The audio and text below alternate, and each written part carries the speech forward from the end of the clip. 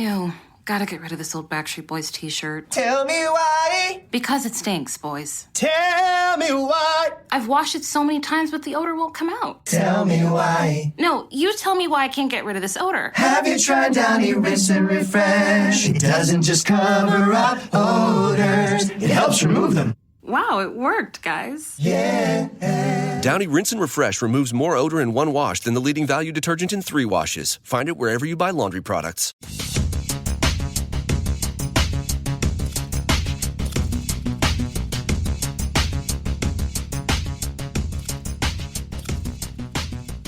Welcome to Spotcast, Season 3, Episode 23. It's Stardate 98620, Mark II. My name is Tim Mitchell, and I am in Toronto, Ontario, and I'm joined once again by Jonathan Kuline in Mississauga, Ontario. Hello We there. also have on the line, on the comm, we have what are we hailing? I shouldn't do this. I shouldn't improvise during the introduction. We talked about this before. From the wilds of America. Coming in from that crazy United States of America, I'm Lupus Jr. in Seattle, Washington. Not the Washington you're thinking of, the other Washington. The state of Washington. How's it State going? of Washington, yes. Did you say how you doing? I can say it again. Going? How's it going? How's it going? Okay, yeah. You can always loop it in. I didn't hear. I was talking over you when you said that. Anyway, so yeah. So this week we're going to talk about the Season 3 finale. We think it's a finale. Yeah, pretty sure it's a finale. Season 3 finale of Star Trek Discovery, Episode 13, That Hope That Is You, Part 2. And AKA Hold My Beer. AKA Jaime says, hold my beer. Well, he does. Is he doing a recap this week? No, it's my recap okay, this you week. can get, Jaime can hold your beer. Alrighty. Yeah. Now let's dig in. So a quick little fact check here from one of the Invigorator Aurelio. Noah Averbach Katz, or as he's known on the Twitter machine, at N_A_K, plays the Invigorator Aurelio, of course, but he is married to Mary Wiseman, who plays Killy on the Terran Universe version of that thing. And he actually played, I don't know if you remember the episode where, was it Pike goes to the Klingon sort of temple thingy and the guy tells his future and he touches the stone and can see how he's going to get burned and stuff? Yeah. That Klingon is this guy. And we've also talked about him on the show before because he was diagnosed with ALS after, during the whole sort of first season. And so the reason why he's now in a wheelchair is because he can't walk anymore. So it's kind of cool that they've incorporated his ailment and kept him on the show and, given him another role. And obviously, spoilers for the episode, he seemed to survive the episode, strangely enough, right? Mm-hmm. Alrighty. I think, Jonathan, you're going to tell us about Alan Shepard. Yeah. Well, we were talking last week about how James Doohan, the Canadian actor who played Scotty, was cremated and his remains are now on the International Space Station, and the fact that they had to smuggle him up there.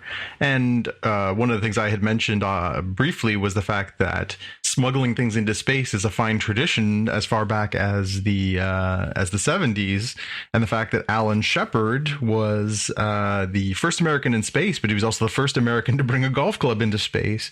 He was the 5th person to walk on the moon, and he smuggled a golf club up. Well, actually, and on February 6th, attached the club head to one of their tools. He did, yes. He stuck the club inside of his sock, and he smuggled it up, and along with 2 golf balls in his sock, and he broke it out when they were on the moon on February 6, 1971, and during the Apollo 14 mission, and he took a couple of swings. He had a first one went a little badly, and the second one he hit, and he said it went for miles and miles and miles. It's still orbiting the moon, yeah. Yeah, so again, nice little history lesson there mixed in with some new stuff. Real-time follow-up is that they in fact started doing this on the Mercury missions because Gus Grissom, who was, I believe, the second man to go up in so Alan Shepard was the first man to go up in Mercury. He went up for like a 15-minute flight, and then Gus Grissom went up second and his ship was called Liberty Bell. He took rolls of dimes with him, right? So his deal was he was going to give out little tiny models of the Mercury capsules. He was going to give those out. You can see that if you watch The Right Stuff, or there's another. Yeah, so he could tell people they were in space. And they used to do that. They used to take like stamps up, and there was like a whole first day issue stamps. They would have those. They would take a bag of them up, and those were official. They would take those up, and then they would sell them obviously as having been in space. But yeah, that's cool. A lot. I mean, obviously collectors want things that have been in space. So like I have a signed photograph of Buzz Aldrin, facing the flag. Well, he's actually facing the camera, but his body's facing the flag, and that's one of my prize collections. Nice. All right, next. We were talking about Wonder Woman 1984 in our last episode, and we were talking about the Watergate. And I had mentioned that part of it was the hotel, and I wasn't clear on, I know it had a bit of a checkered history in the 2000s. I thought that they had turned it all into residences, but apparently it's a multi-building complex. There's the hotel, and there's also residential buildings. And the hotel was apparently closed for 7 years, but it has actually been reopened as a hotel in the last, I think, 5 years. And in addition to that, there is still the residence buildings there. So when we saw Diana Prince, aka Wonder Woman, living in the Watergate, that was in one of the residential buildings. Yeah, and did you know that I was in Washington, D.C. the weekend, not last week, not yesterday, but I was in Washington, D.C. the weekend that Watergate broke? Yes. We were on a family vacation, and my dad, became obsessed with that. So my teenage years was ruined by watching the Watergate trials on TV. I was in New York City in 2004. I arrived to do a press screening for a movie in New York City the day after the Boston Red Sox came back and beat the New York Yankees for the first time in a 7-game series. They were the Yankees were up 3-1, and Boston came back, beat them, and would go on to win the World Series. And the city was like catatonic. They were like, honestly, it was like walking, like people were walking, they were like walking into things, like they just did not comprehend how this could have happened because they owned the Red Sox for 80 years. And it was one of the funniest and weirdest experiences I've ever had, because people were just like, did you watch the game? I was in Toronto last night, and no, I didn't. I mean, I did watch the game, but no, I don't care. I think it's funny that you guys lost, but I didn't say that because I won't get beat up. Nice. All right. One more quick one. We were talking about Doctor Who and the fact that the New Year's special was on last week, and we weren't sure where it is airing here now. I looked it up. It is airing on Crave in Canada, so you can watch all 12 seasons of the revived Doctor Who on Crave here in Canada. 12 seasons of Doctor Who? Yep. That's how long it's been since Chris Eccleston took over? Yep. Wow. Interesting. And we'll talk more. Do you know if it's an HBO version of Crave, or is it just a regular Crave? I do not know. That's a good question. I know I have the HBO. I have the sort of top package of it, and I know it's available through that. But it's branded through CTV Sci-Fi, because CTV Sci-Fi is part of CTV. CTV owns Bell owns CTV. Bell also owns Crave. So I assume that that's part of the standard if you have the package, because it is a CTV channel. Yeah. Well, I'll have to let you know later on. Today, maybe not. I don't think so. Because on my Bell 5 service, I have the regular Crave, and then of course I have access to the other Crave as well. So through another service. Well, we expect an update then. Yes. We'll have more to talk about Doctor Who later in this episode. We have a little bit of news, and maybe we'll even have a little catch up on the New Year's episode. Okay. So you guys are looking at the notes, right? The notes. Yeah. Yes. Okay. Well, then I can't really sort of guess how much Wonder Woman 1984 topped the box office at. So we've been talking, obviously. Ooh! I'll guess. Wait. So this show is the headlines, by the way. This show has been obsessed with Wonder Woman 1984 since around probably March, I would think, right? So welcome to the Wonder Woman 1984 podcast, the accidental Wonder Woman 1984. Wonder Woman. Yeah. Anyway, they topped the weekend box office at 5.5 million, which is a number that you would expect in 1975.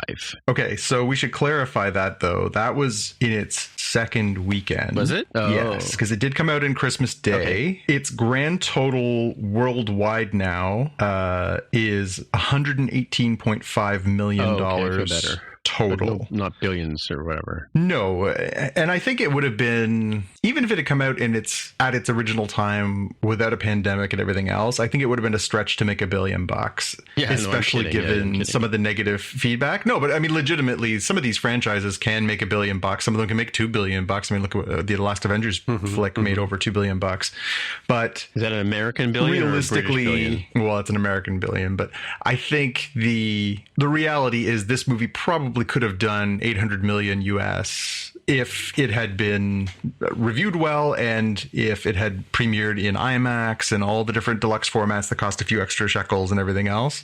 Yeah. Who knows where this ends up? And again, that box office is literally at the box office. That's not including the, $30 here, $30 there that people are paying to watch it on iTunes or any other streaming platform. I know Cineplex, you can get it here in Canada through the Cineplex app. So I wonder what the final number will be. I think it's really interesting. Mm-hmm.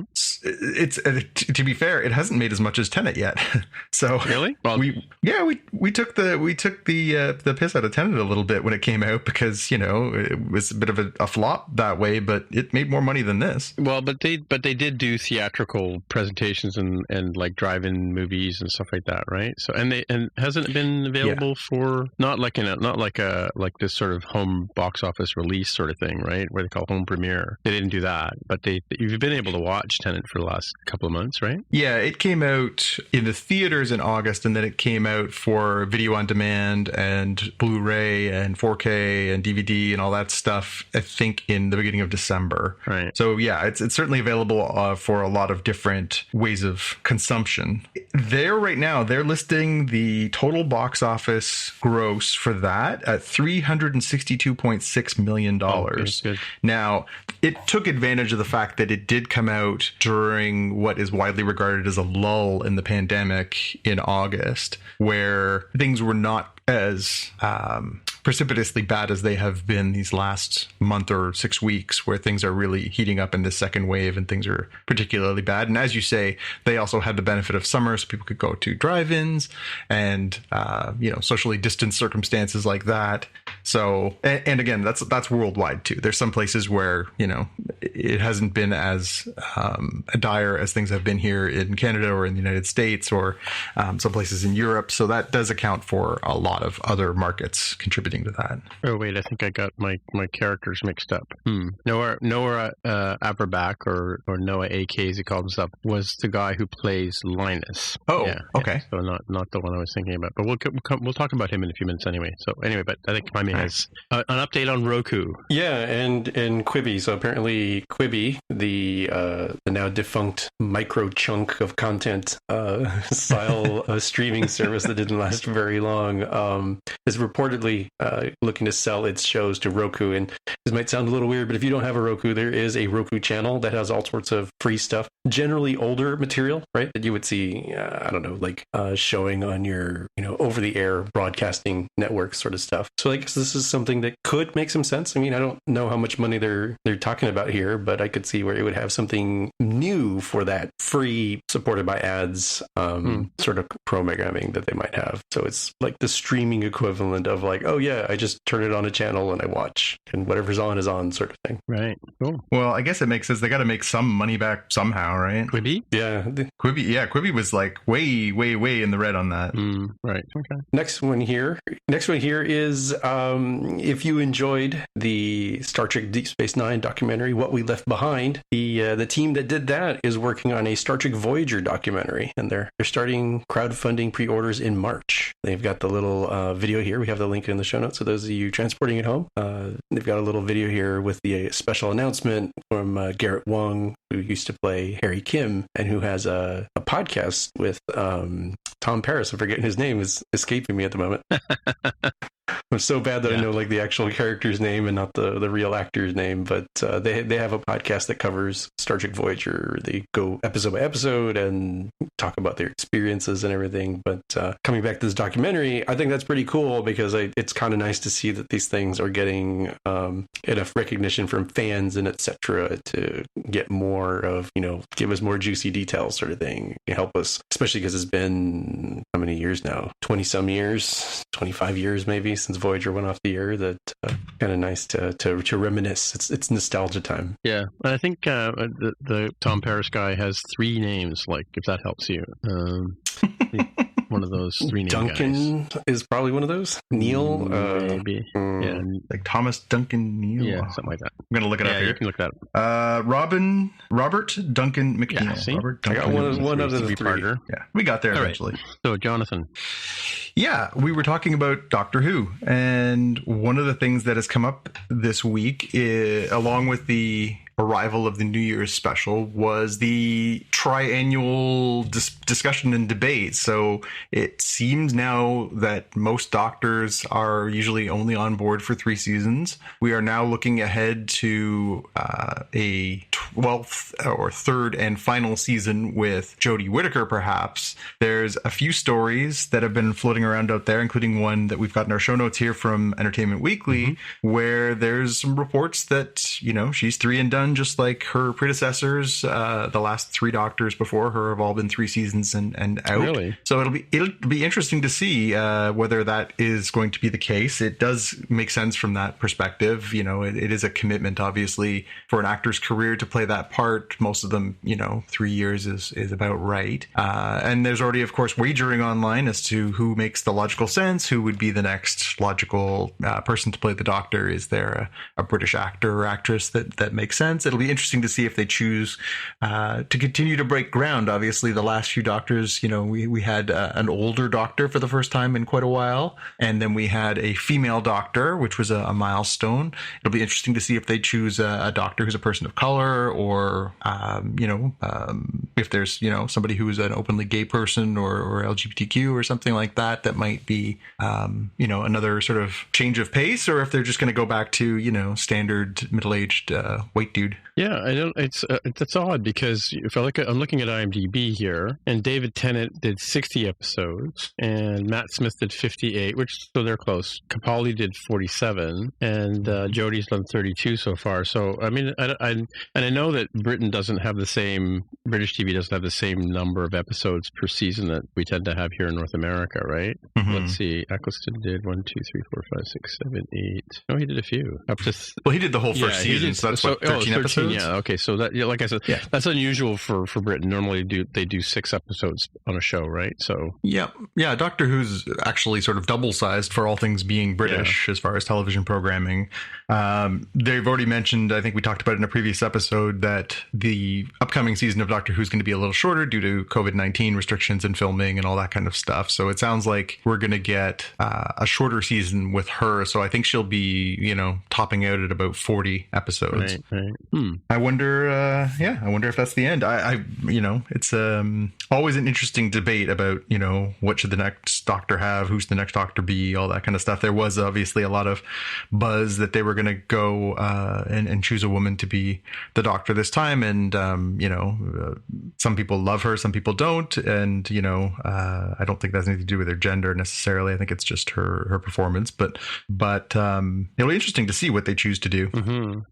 How have you guys felt about Jodie Whittaker as the Doctor? Like her. I mean, I know a lot of people have trouble with her accent, but obviously, I love her accent. I think because God. I was born or raised in England, and it was sort of a early kind of thing. I got used to the different accents. I mean, some of them I will admit there are sometimes I hear people say stuff in you know, in a deep brogue that or whatever that I can't follow them. But no, I like her.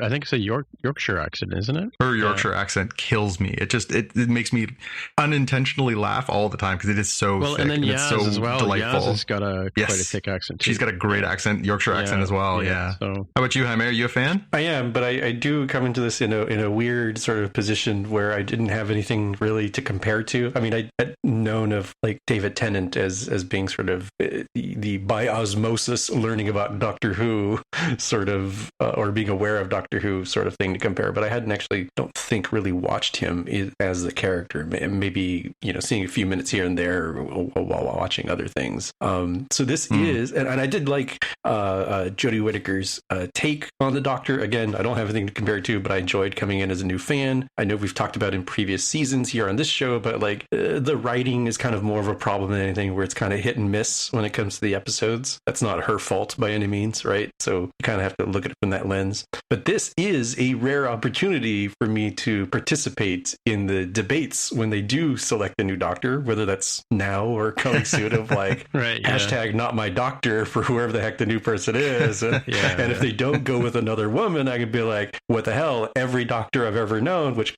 there have been 2 within the show that I've seen, every one of them has been a woman. What the hell? Why are they choosing a dude now? Right? Yeah, that's true. So yeah, I could just be obnoxious on the interwebs, as is tradition. And it's funny too, because like Star Trek, Doctor Who has had it kind of had a sort of serious phase for a long time. Like the original series, while they did have sort of comical Monty Python-esque kind of storylines and quirks about the Doctor himself. I mean, the very first Doctors were very much like Kirk and Picard in that they were very straightforward and doctorish, and then it wasn't, they got a little crazy, I think, through Pertwee and Tom Baker, they got a little quirky, and then they went, in the 80s, they went right off the rails. I mean, I didn't even watch the Doctor Who's in the 80s, but in fact, David Tennant's father-in-law was a doctor as well, and his was sort of a first sort of quirky one too, but the Doctor was always sort of been seen as like, a little bit like Mr. Spock, a little bit like, the captain of the ship sort of thing, like,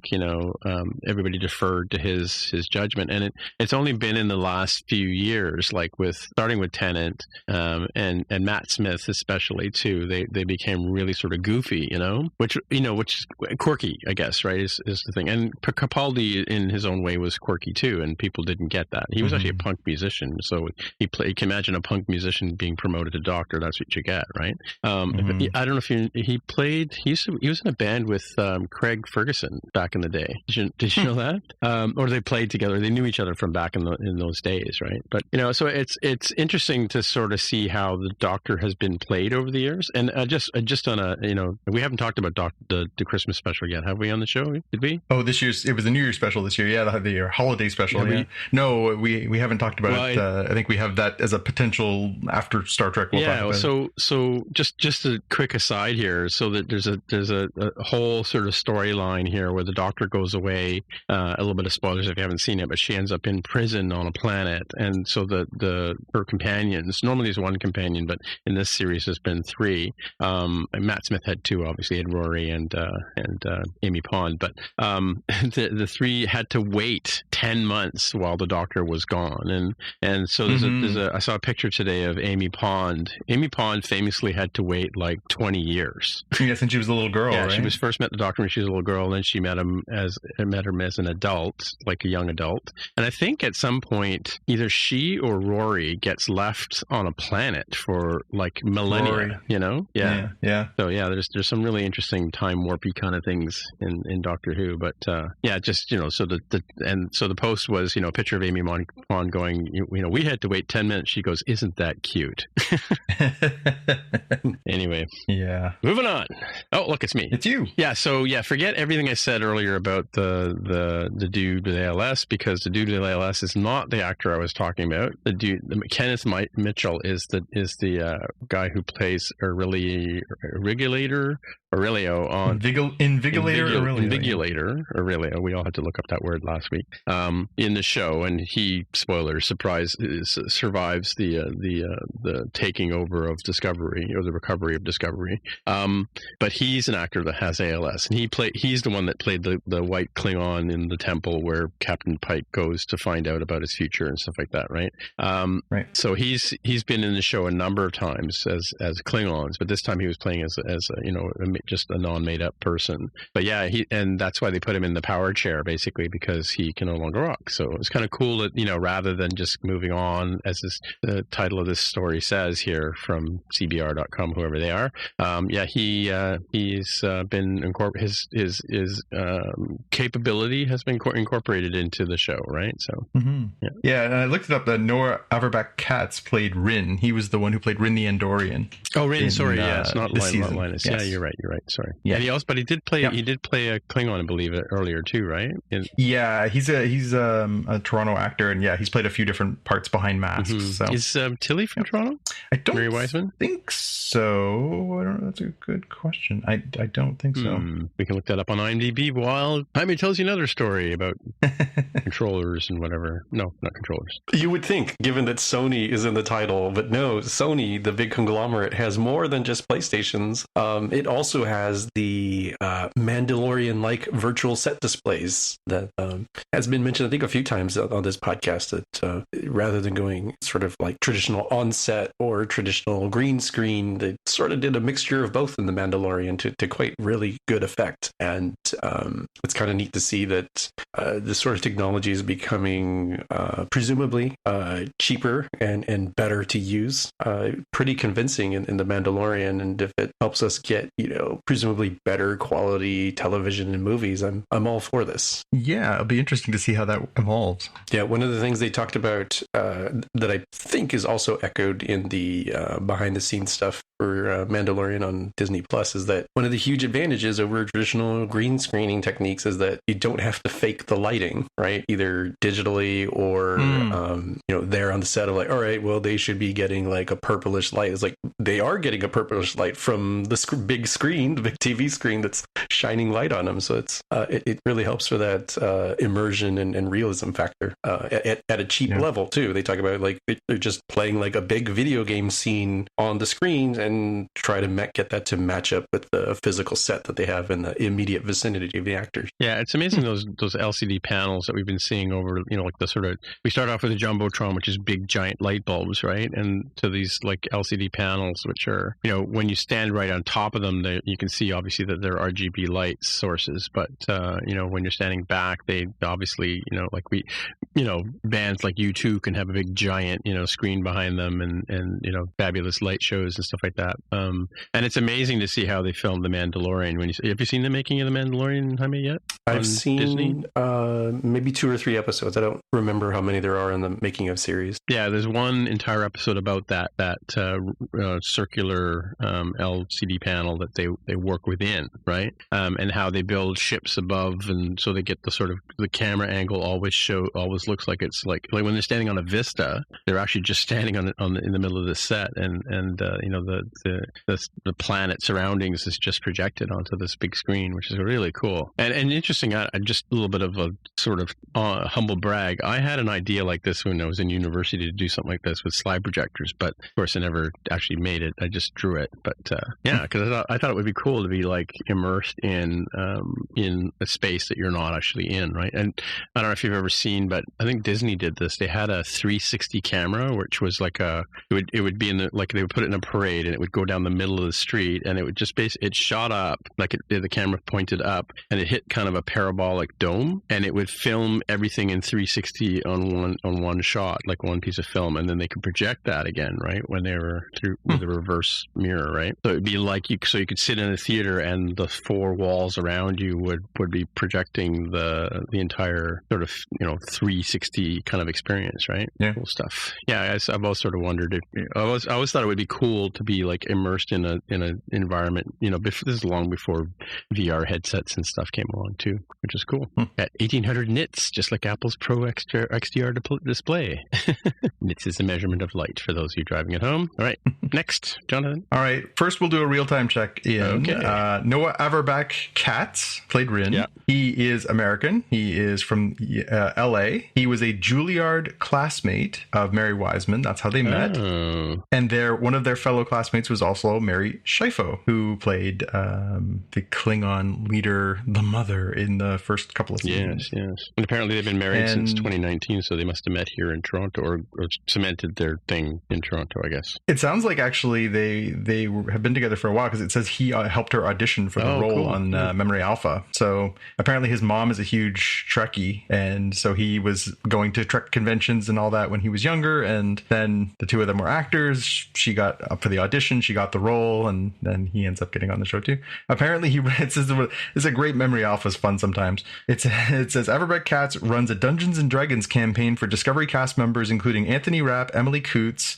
Blue Del Barrio, Ian Alexander, and Mary Wiseman. That's some detail you need in there. Take that, Wikipedia. Well, even IMDb, all IMDb has about Mary Wiseman is that she's married to him. Like there's not even any trivia or whatever. But actually, let me look him up. Yeah, and Mary Schieffo played Laurel. L'Rell was the Klingon leader, eventual Klingon leader. Yeah, follow her on Twitter. Fun. We'll go down the rabbit hole. We're just going to read you guys entries from Memory Alpha and Wikipedia tonight. Do you think it's going to be a good episode?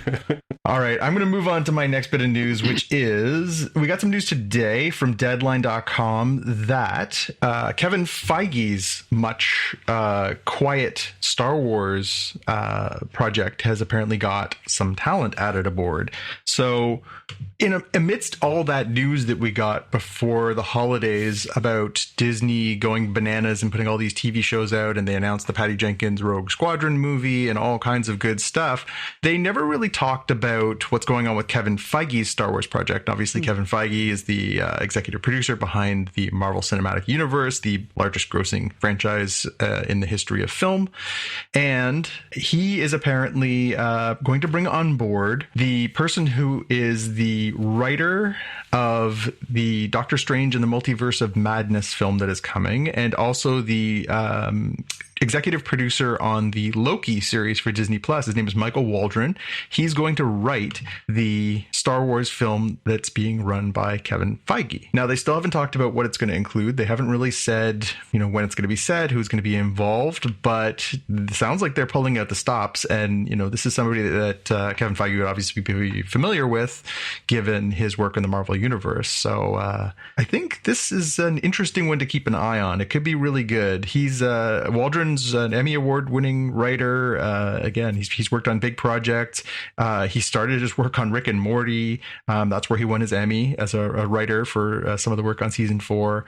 So this is, this is an interesting person to be adding into the Star Wars universe. Yeah, and for a movie though, and not like a TV series. So it's it sounds like they wanted, obviously Star Wars got kind of kabonged by me and many other people for its most recent trilogy of films.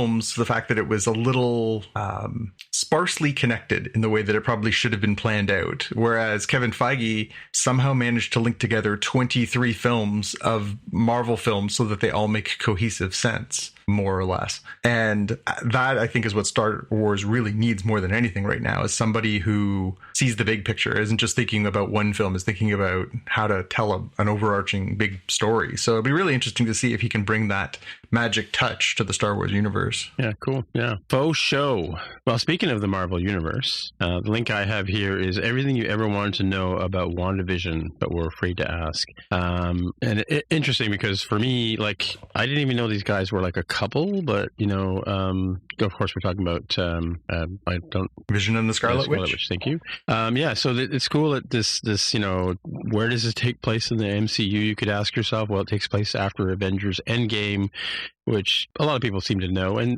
But wait a minute, didn't he die in those two movies or one of those? And because what's his name? The snapping dude. What's his name? Thor. Thanos. Yes, he snatches the gemstone, which powers. What's his name? Vision. Thank you. Vision's thing makes him sentient and whatever. Or not sentient. It makes him like a 3D or body of him. And what about the black and white stuff? And then, are there other movies that I need to understand before I watch WandaVision? According to this article, there are 6 that you should watch before watching this particular show. And then, are there other characters from Marvel in there? And of course, Kat Dennings plays Darcy Lewis from the Thor movies. And, then we've got Randall Park from S.H.I.E.L.D. And Teyonah, I don't know how to say her name. Teyonah Parris plays Monica Rambeau from Captain Marvel series. Yeah, she was the little girl in Captain Marvel. Her mom was the pilot who was best friends with Captain Marvel, and Monica's the little girl. And now, of course, she's grown up to be a young woman. So yeah, and she in the Marvel Comics universe, Monica Rambeau is another character who once had the mantle of Captain Marvel. Interesting. So she's another potential. I think her character name now is, I think it's Photon. think that's what the name she uses. But she's another powered character too. So it'll be interesting to see if this is a little backdoor entry for her as a superhero character. So of course, the point is, if you don't know anything about it, like I kind of sort of don't,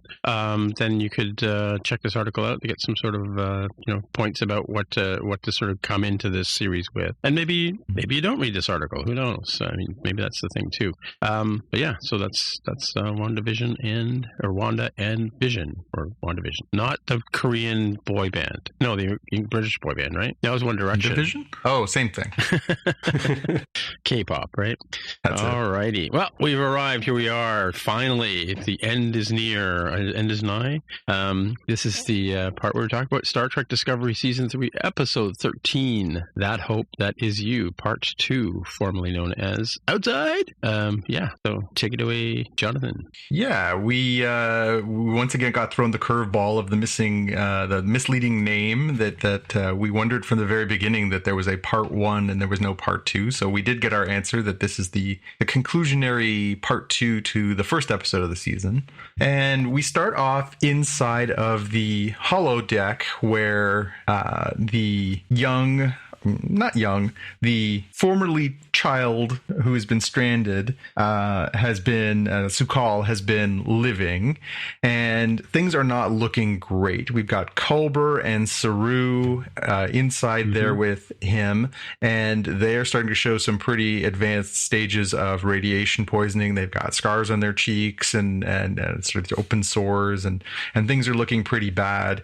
Interesting that he has to wear makeup in this show. I just, like the prosthetics, just can't get away from it. Yeah, no kidding. And they sort of surmise that, things are getting worse and the radiation level is getting worse. There must be a breach in the hull of the ship that is starting to flood in the radiation from outside, and that's why things are starting to look more and more grim. It's at that point that Adira arrives, and they have brought some medicine that will help the Saru and Culber last a little bit longer. They make a point of saying that it's not going to cure them, but it would help them survive a little longer. Because if you'll recall, 2 episodes ago, they as Michael Burnham is departing, Culber says, if you can't get back soon, don't come back at all, because we're not going to make it. And so this is obviously buying them a little bit of time. And they say that they've smuggled it in their mouth, which is very funny. And Adira is now being shown as an alien race. Did either of you recognize the race? I couldn't put my finger on it. No, nope. I did not. I feel like maybe I should have recognized it, but it didn't immediately click with me what I was supposed to be looking at. But more interesting than that is the fact that Gray is there, and the Holo has recognized him, and he is being shown as a Vulcan and not a Trill. Vulcan with blue hair. But very interesting that, the Holo recognized this as a life form. And so this is the first time, of course, Culber can see Gray, and there's an interaction, and he's, very excited at the fact that, he can interact. He's become tactile. They share a hug. It's very, interesting moment that this is the first time that Gray has become corporeal in our story so far with him.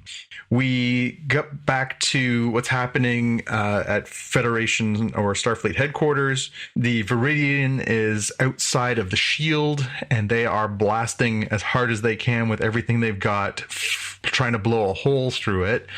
We've got Discovery on the inside, currently being held by the chain, and they are the Emerald Chain, and they are trying to figure out how they can get out of there. They are under attack. Vance is, onto what's going on there and is saying, shoot that ship. And then Discovery, led by Osira, says, target this spot. It's not what it appears to be. It's actually their shield emitter. And sure enough, it is. And they start, hammering this shield emitter, trying to get the shields down so they can get the heck out of there. And they say that their plan is to head for the nearest chain base, because, that way they'll be able to be safe and protected. The bridge crew, as we saw them at the end of the previous episode, have joined forces with the DOT-23 robots, who are now filled with the data from the sphere from last season. Feels like there's a lot of stuff tying up here. This is, as we joked earlier, this is the Hold My Beer episode that Jaime likes to bring forward. And they are on the fifth deck, and they are trying to work their way up. So they're fighting their way up. They're trying to get up to the bridge. They are fighting away, and then all of a sudden they notice that there's something amiss, and it turns out that Osyra has basically cracked the windows and is not straight out doing what we saw Burnham do in the last episode, which is, open the doors and see if you can get your enemies sucked right out the window. She's opened them a crack and is basically slowly suffocating them, which is an interesting, if deeply flawed strategy. And we'll get more into that as we get through this episode. We go back to the Federation headquarters, and Vance is, busily trying to, stop Discovery from escaping. Stamets, who has, since been projectile vomited from the Discovery last week when the emergency bubble basically launched him out the window, when Burnham basically loaded him into a bubble and shot him out the window in an effort to prevent the chain from getting not just Disco, but its pilot or its engine for all things, all purposes. And he comes in and says to Vance, you've got to get me back on board there. We got to go back. Captain Saru is inside the nebula. They are getting exposed to radiation. They're going to die. We have to go back. And Vance plainly basically says, no, I'm not going to do that. We're glad that you're off. We can't risk sending you back there. We're not going to do it. And then basically they haul Stamets away, and he is not as despondent as he was last week, but seems genuinely they're going to mad. put him on a ship and take him as far away from this conflict as possible. Exactly, yeah. So just as the shield emitter is being taken down by the Discovery and the Viridian, they are about to escape through the open door. Now we see the Navarre fleet show up, as we predicted last week when Burnham sent a distress call to the Navarre through her mom with the Kawat Milat, and the Navarre have basically come, and they are going to basically join forces with the Federation and stop the chain here. It's at this point where Osyra basically decides to go full merciless, instead of says, hey, we got a ship full of pesticides here, how about we deploy those and start cooking them up here and start killing everything in sight. And she's got Burnham prisoner on the bridge, and basically says, you get a choice, this is what we're going to do. And Burnham says, no, stop. I'll talk to Vance. And she says, hey, listen, you have to trust me. I can handle this. You have to let us go. You can't keep fighting. You can't keep trying to stop them. And Vance, with, great emphatic gesture, shuts down his screen, and then they let Discovery and the Viridian take off, being pursued, of course, but, no longer in conflict at the Federation headquarters there. And we cut to our opening credits. We come back, and Saru and Su'Kal are trying to bond. Cobra had said, hey, you have to try and get through to him. You have to try and sort of break down those walls. You have to get him to trust you, and you have to get him to face his fears, or, we're going to get stuck here and we're going to die here. And so Saru basically says, hey, I noticed we've got a little fire here. How would you like it if we made a traditional Kelpian meal? Let's make some side new iem. And, Su'Kal sort of says, oh, that's a traditional, Kelpian dish. How do you know how to make a Kelpian dish? And he says, well, I'm not exactly what I appear to be. There's, lots you can't see about me. Let's talk about that. And so they have a little sort of, break bread and trying to sort of break down the walls of suspicion. And obviously we saw a little mini burn last week when Su'Kal was nervous. And so obviously that's something that Saru is trying very hard to avoid.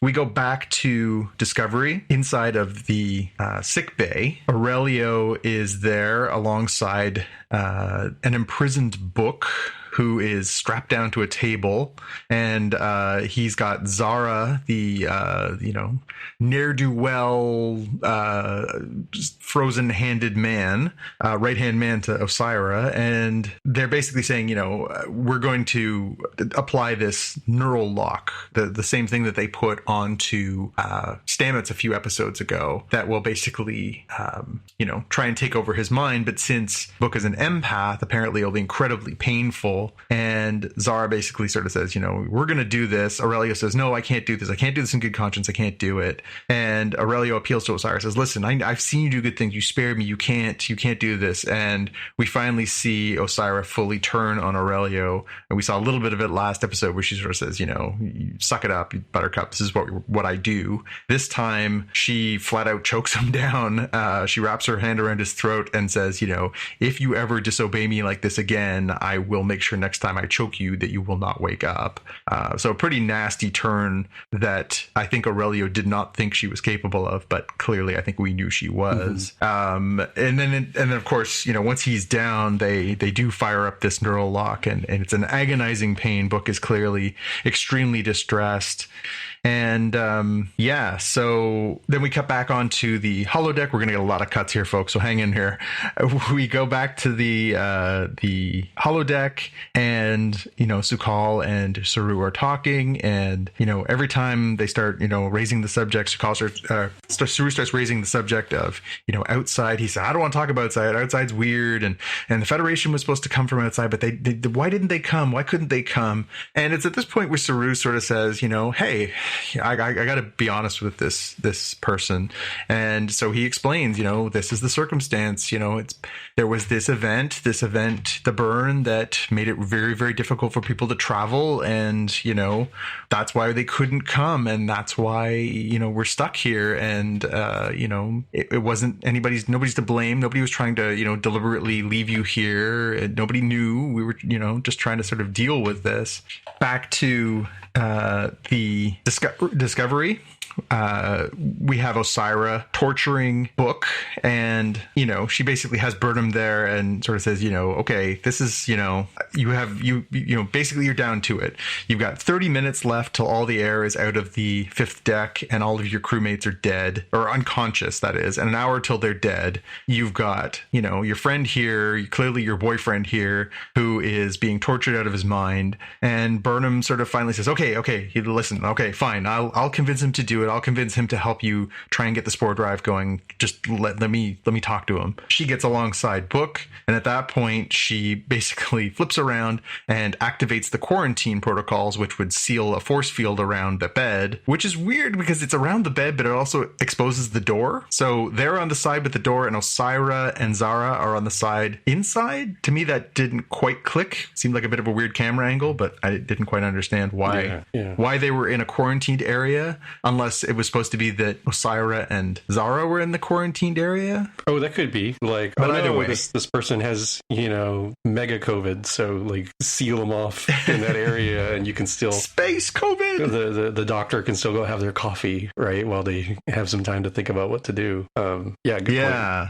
So they're basically, Osira and Zara are stuck in there. She grabs Book, takes the neural lock off of him, and injects him with a booster, a hypo spray full of adrenaline, and says, "Okay, let's go." She kills one of the guards, and they bolt down the hallway. And we cut back down to the lower deck, to the fifth deck, where the rest of the bridge crew is, and they're starting to face, hypoxia. They're having a really tough time breathing. Try and stay on their feet, and they're passing around this oxygen mask, and everybody's having a few gulps of oxygen, trying to sort of keep themselves going. And they try and pass it to Oo, and she says, I honestly, I don't need it. I'm used to being back home, where I used to go diving for abalone, and I can hold my breath for 10 minutes. And they were all sort of looking at each other saying, I didn't know that. I didn't know you could do that. That's amazing. They are trying to figure out how they can bypass the the computer command functions, because the Emerald Chain in taking over Discovery has not only just taken the ship, but they've actually basically put in their manly voiced computer that is running the whole ship. So they basically need to go and hit the force reboot on the computer, but they know that they need to access the data core, and they know that it would be impossible to get there. We go back to Burnham and Book, and he sort of says, okay, so, can we just transport where we need to go? And she says, nope, they've got a jammer up. We can't transport there. But I do have a little trick up my sleeve. And she busts out this stolen badge that she's got from one of the regulators. And she sends a little coded message. She opens a channel. She sends a little coded message to, turns out to Tilly, where she says, she talks about her birthday. She talks about, Synthahol and poker. And she says, and nothing stops a party like fireworks. Tilly down on deck 5 tries to figure out what the message means, and she tells the rest of the crew, actually, this is what she's talking about is, I was having this really bad birthday last year. I just wanted to, have the day get over with. So I had gone and crawled inside this nacelle, and I was down there. Burnham found me. She brought Synthahol, and we played poker all night, and she never once mentioned that it was my birthday, and it was great. And she said, oh, I get it. She wants us to go to a nacelle. And so they figure out, if we're inside of a nacelle, we explode this thermochemical bomb in between the superconductors holding the Discovery to its now slightly detachable nacelles, that it would force the ship to fall out of the warp bubble. So good strategy. And they say, well, okay, so, let's just send down the dots. The dots could help us do this. And they realize, no, we can't do that because the magnetic field that's used to hold the nacelles on would disrupt the dots. So they're going to have to go and do it themselves. Why all of them have to do it, I'm not sure, but they decide they're going to go en masse. I guess they were anticipating they were going to get intercepted by the chain, but they decide they're all going, even though most of them can barely walk. Back to the holodeck, and Su'Kal is trying to figure out, what's happening because they're starting to lose some of the effects. The holodeck is basically collapsing because the ship is collapsing, and he goes to the door that used to take him to the holodeck version of Kaminar, and he says, Kaminar's empty. Kaminar's gone. And so Saru sort of says to him, that was just a hologram. That's not really Kaminar. That's not outside, and it sort of says, you're a sentient person. I'm a sentient person. We're real people, but this, you have to understand that this is just a hologram, and we have to get to the outside, and don't be afraid. The outside is good. Once again, we see this sort of seaweed and smoke monster that we saw in the previous episode, that is this creature from legend or myth in the old man's stories that was being read to him through the holodeck. And it once again says, see me. And we know it's at this point that, he needs to face his fear. He needs to go and do that. We go over to Adira Gray and Culber, and they see that there's an actual hole right through from where the holodeck would end and out into the ship. They say, well, okay, we can't, go actually through there because the radiation levels would be too high. And Gray says, well, hey, it's a good thing I'm here because I'm not a real person.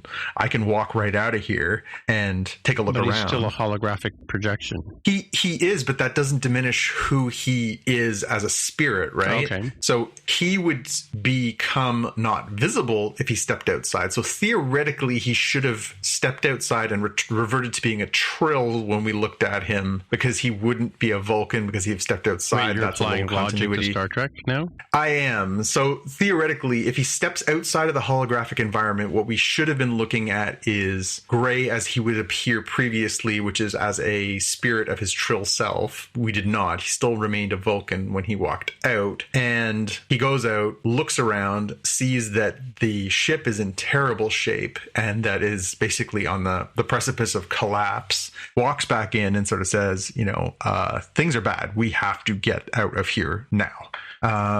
We at this point are trying to figure out, how is this possible? How is Su'Kal what he is? And Culber sort of basically finally lays it out for us that he's a polyploid, which is a real thing.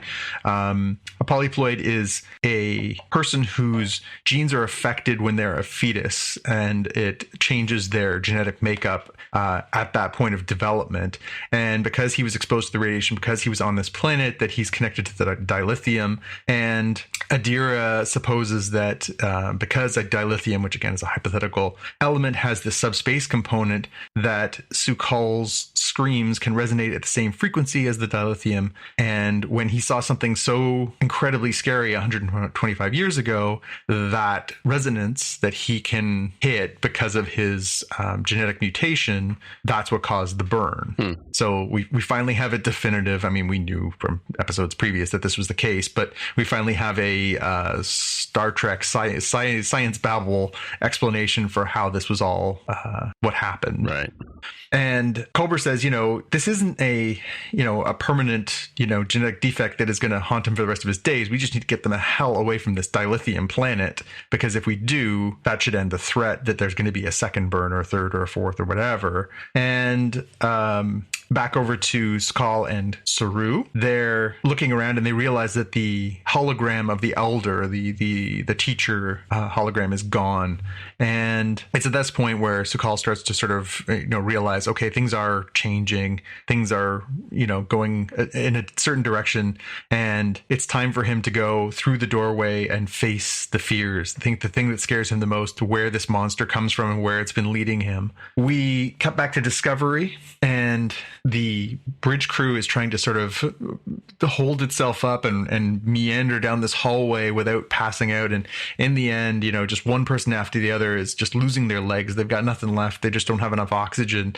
And the only person who's still sort of able to go is Owo, who's of course got this better lung capacity. And, Tilly sort of says, sorry, we just can't go with you. We just don't have it. You have to be the person to carry this on. Take the mask and go. And she sort of says, well, you're all going to die. And he says, well, we're going to die if you don't do this anyways. So you may as well just go.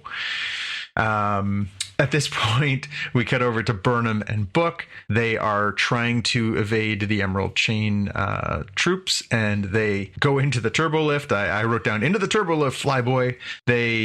She sort of shoves them in. They get in there. They close the doors, but they realize that they can't get where they need to go. So they're trying to figure out, well, how do we avoid this? So what they do is they basically open the back doors of the lift.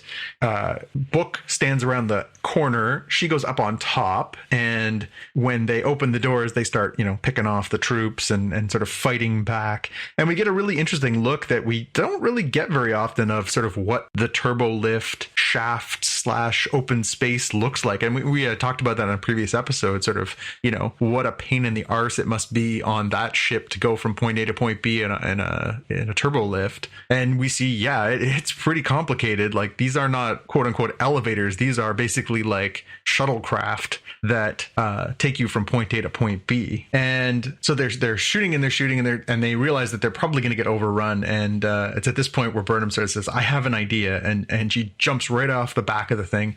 And Book thinks like, oh my God, she just killed herself. She flies down a considerable distance and lands on the top of a turbo lift. She then manages to open the door and surprise the chain trooper inside, pummels him and shoots him, and then starts going in and programming it to get her where she needs to go. So she programs it to take her to the data core, because she now knows that that's where she needs to get to. So she arrives at the data core. She walks in the door. There's troops and there's Osira, and we get what was probably inevitable through this whole event, which is the Burnham, who's pretty spry for somebody who got stabbed pretty badly in the leg last episode. I think they kind of, maybe she gave herself another adrenaline shot when she was giving one to Book and we didn't see it, but she seems to be handling it pretty well. And meanwhile, back in the other turbo lift, Zara basically comes in and, is going at it with Book. The two of them are having a good go. So we have these sort of simultaneous fights between Book and Zara and Burnham and Osira.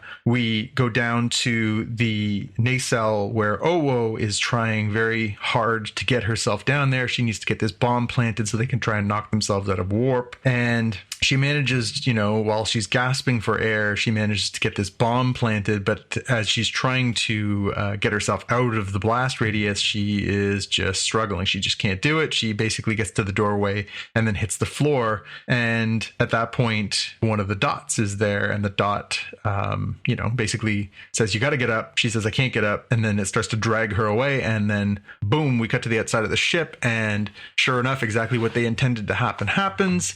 It disrupts disrupts the magnetic lock between the nacelle and the ship, and it disrupts the warp bubble, and boof, they go flying around and out and back into regular space. At this point, the chain won't be denied, so they basically, the Viridian is so freaking big that it basically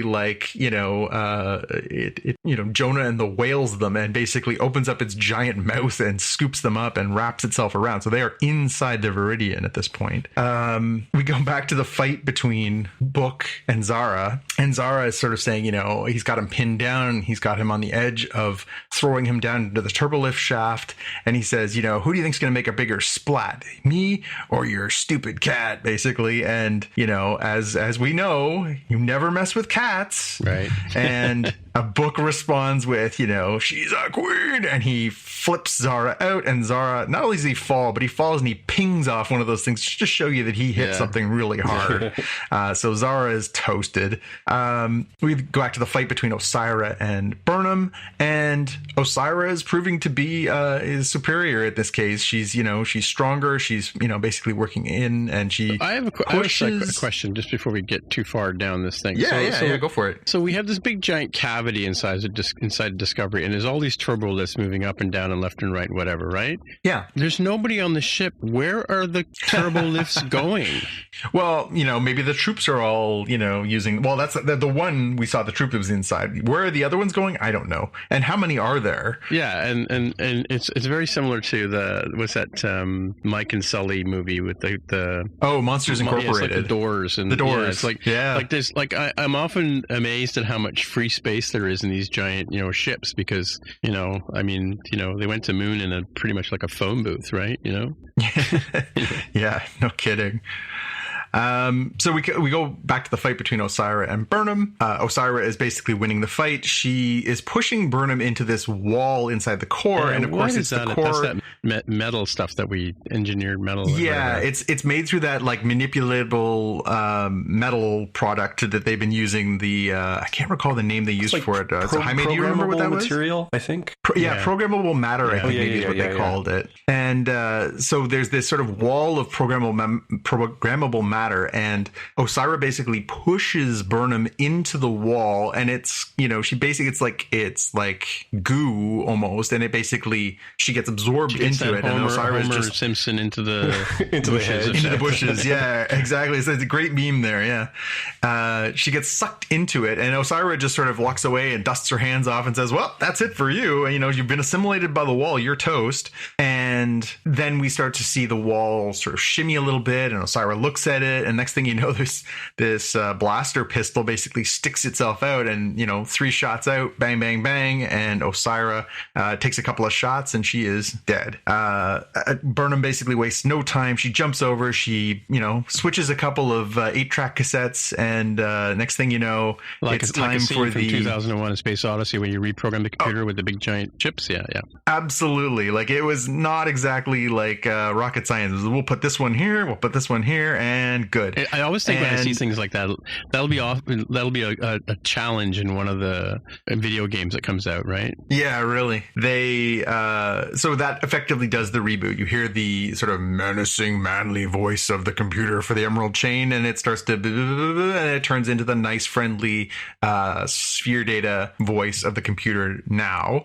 And Burnham says, "Haha, I got it done." She says, "Okay, beam all the regulators off the ship, restore the life support to level 5, put the shields up, and let's go."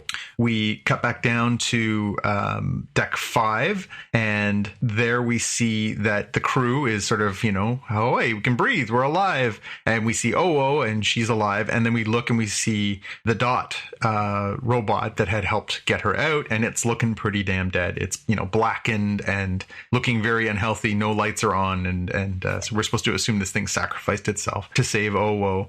They all head for the bridge. They go up there, and Burnham and Book show up at the bridge, and there's this, very quick, nice, reunited scene. We did it. We got them off. We get a little recap. Where are we at? And, Burnham sort of defers to Tilly and says, "Okay, Captain, what are we going to do?" And Tilly sort of says, No. This is not, no. I've been doing my best, but no, you are the captain.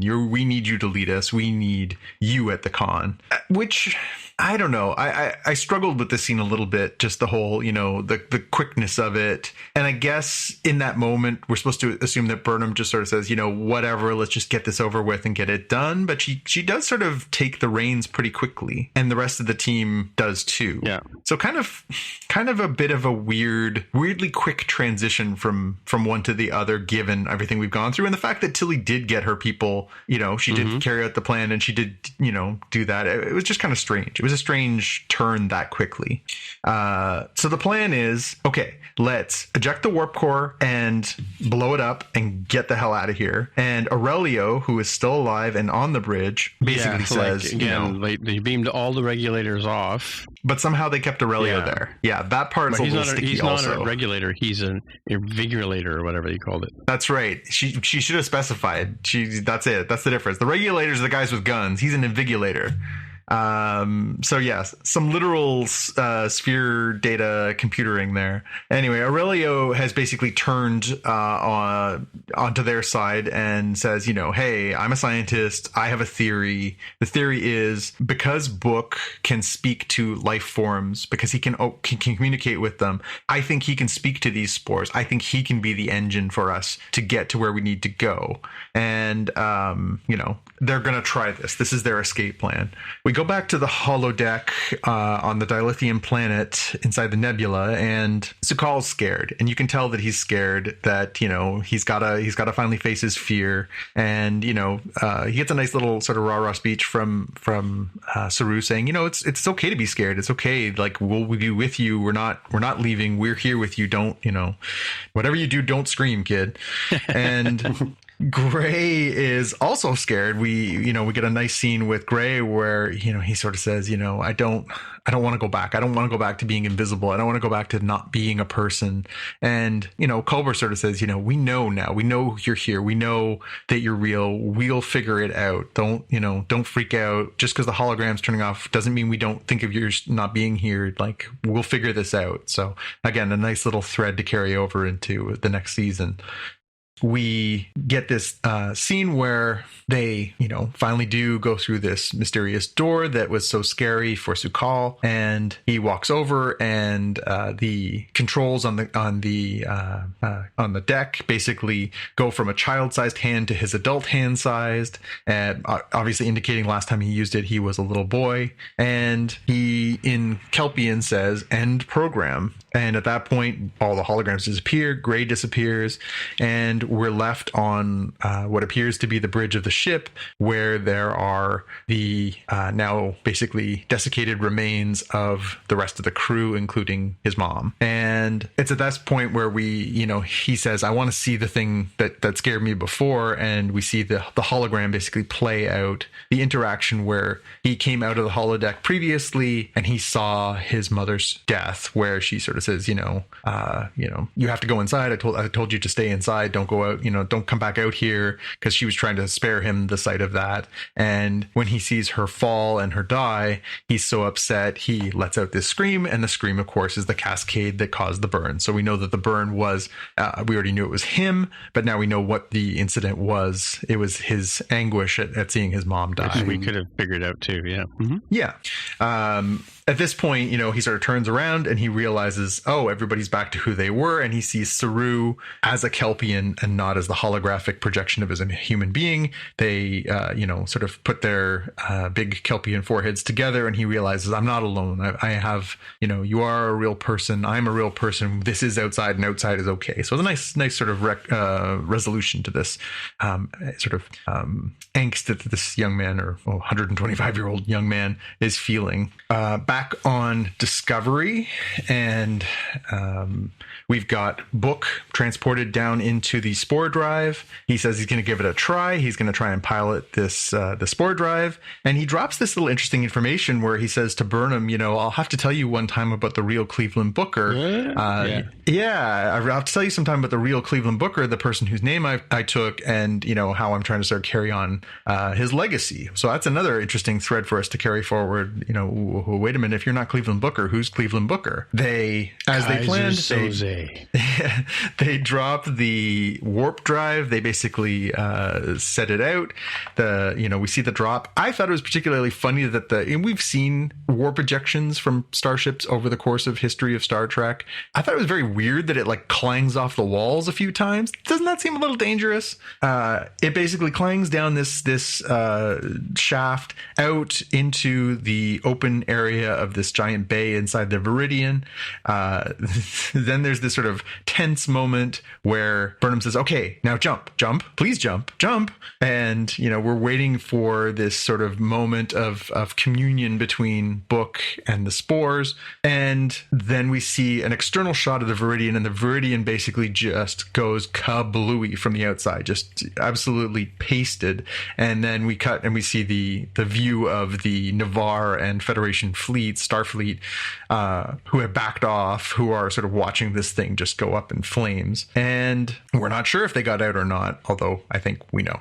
We then cut to the holodeck on the Lithium planet, and wait, why are we having this question I have is why all of a sudden is it called the Dilithium planet when it had a name? Well, the planet didn't have a name, right? The planet was inside the Verubin Nebula, right? Yeah, because it's a planet made of dilithium inside the Verubin Nebula. Okay, because I know that Vance calls it the Dilithium planet later, but yeah, I don't think they had specifically named the planet. Okay. The nebula itself has a name, so I suppose it would be Verubin 1 or something. If it was Star Trek the original series, of course, yes. Yeah.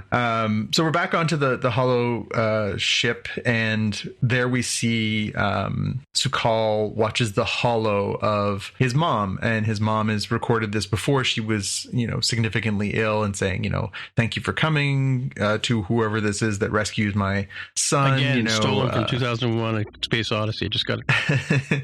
we really, want to thank you for saving him. Please take him home to the Kelpian homeworld, and please, bring him back to his grandfather and show him these traditions, and tell him when he looks up at the sky, he'll see, the brightest stars in the sky are his mom and dad looking down on him. It's a really nice, obviously sweet moment. And in this moment, Su'Kal, of course, sort of says, so I am the cause of this. Like I did all this bad stuff. And, Saru says, yeah, it was an accident. You didn't mean to do this. And he says, yeah, but I want to help. I want to go outside. I want to go outside here, and I want to fix it. And, the ship that they're on is starting to get even worse, starting to basically implode. And, Culber to Discovery. Hello, Discovery. Nothing. And then finally we get the response from Burnham. Okay, we're here to rescue you. Boof. They get them all off, and they are finally reunited. We get that, it's all good. We then cut back to Federation headquarters, and we're getting a little sort of recap of sort of, what's now we're sort of safe. What's happening? Burnham is touched to see this, reuniting moment between Stamets and Culber and Adira on board of the Discovery, and she sort of looks over, and Stamets sort of gives her a look, and then sort of turns his back on her, and you can tell obviously from that body language he's still furious with her for her decision to remove him from the ship and remove the possibility of him being there to rescue his partner and their pseudo adopted daughter, or child, I should say. We see a little montage where we see Reno working on the Dot robot, the Dot 23 that saved Owo and brings it back to life. So that's a nice little moment where it's not, obviously it wasn't just a sacrifice. It was something where it could be repaired. And then we get a little recap that this huge milestone, the chain has fallen apart. The Trill have rejoined the Federation. We see that Saru has gone to Kaminar with Su'Kal, and people are celebrating on Bespin on Cloud City. That's right. We go to Cloud City where we see the Ewoks singing the Yub Yub song, which is pretty hot. They topple the Emperor statue, which I think is nice. We get a nice reunion. Luke and Leia, and then dies. And we get a reunion between Burnham and Lieutenant Sahil, who, of course, we saw in the first episode of the season. So, again, another little bookend where, they are, sort of cross each other's paths. And he sort of says, yeah, you did it. Good job. So Burnham's on her way to go meet with Vance. Vance tells this little story about his daughter and how his daughter, wasn't interested in doing math the right way. She was interested in doing it her way. She didn't want to do it with numbers. She wanted to do it with pictograms. And she says, he says, she didn't want to do it the right way. She wanted to do it her way.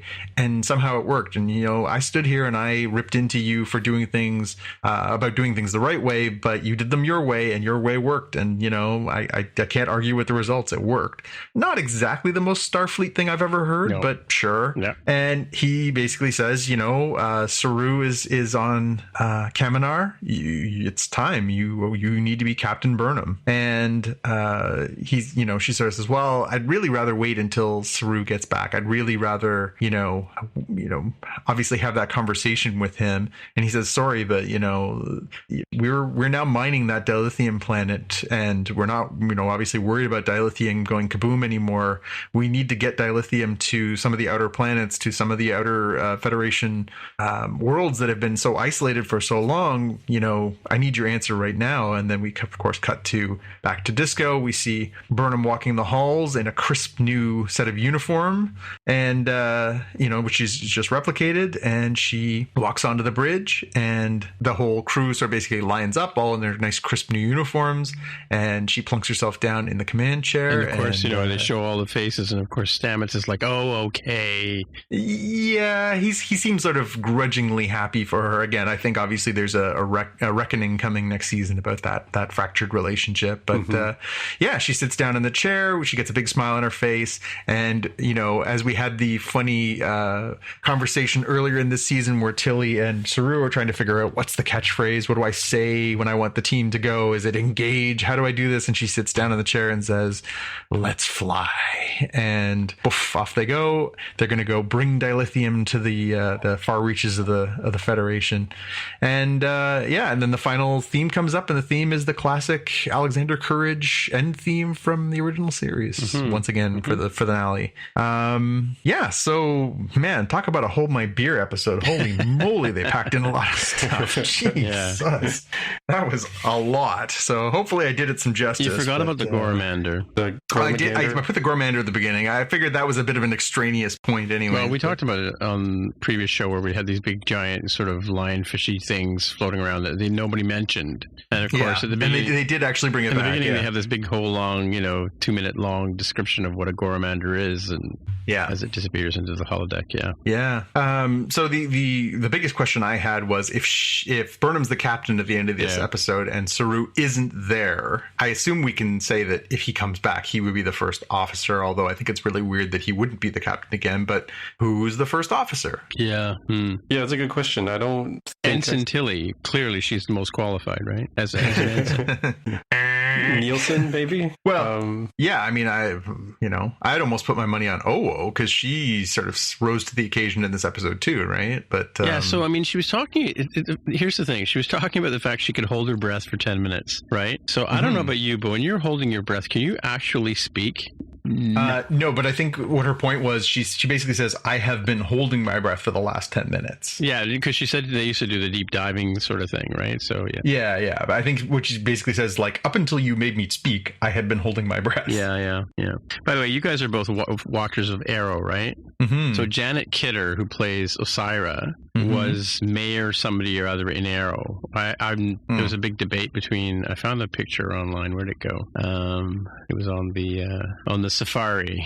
Where's the Safari? Debate because the prosthetics for the Orion species make her look different enough for people to doubt? Yeah, Ruve Adams. She was like, there's a poster here, mayoral debate between Oliver Queen and Ruve Adams. Yeah, I do remember that storyline. She wasn't really a major character. Yeah, she's also one of the characters in the Man from High Castle. Oh, yeah, I haven't seen that. Yeah. She was doing that thing again this week where her voice was like, I was listening for that. And I didn't notice any. She sounded like a Canadian to me. So I was going to go back and watch last week's episode too, because I know there was some odd pronunciations, but I don't know that I would necessarily think she was putting on an accent, right? Again, it wasn't quite as, I think, prevalent as I found it last week, but there was like a couple of lines where she delivered where it almost sounded like a pseudo British accent, and I was just like, why are you doing that? I don't know. Jaime, did you catch it at all? Did any of that stand out to you? Yeah, I did hear a little bit of accentuation going on there. Yeah. I mean, maybe she was just sort of, trying something that was theoretically an Oranian accent or something, but to me, it didn't land. And she's dead now, which, Yeah.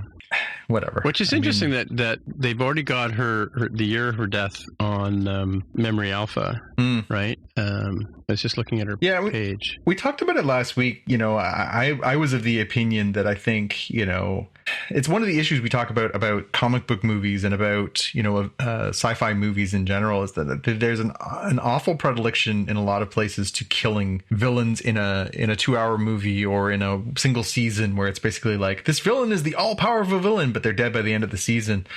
I feel like I think it would have been more interesting in its way to have her continue to be an ongoing thing, but I feel like there's almost this need now to wrap up seasons with bows on them, where you can't you can't go forward, and you can't you have to basically end it and move on to something completely different. I think Osira could have been a really interesting, and the Chain could have been a really interesting thorn in their side, like the Klingons were, like the Romulans were, like she could have had her spinning off in her X-wing fighter at the end of the episode. That way, she's going to come back at some point, right? Yeah, I mean, there was probably a way that you could have written that where she didn't have to get shot through the wall of goo. Mm-hmm. But I mean, she did have to get defeated, though. I mean, that admittedly, of course she did. But I think you could have, to me, it just doesn't hold water that if this thing as this group of mercantiles is as big as they claim, that it would just suddenly implode with her death. That to me doesn't seem as plausible. To me, it makes much more sense that,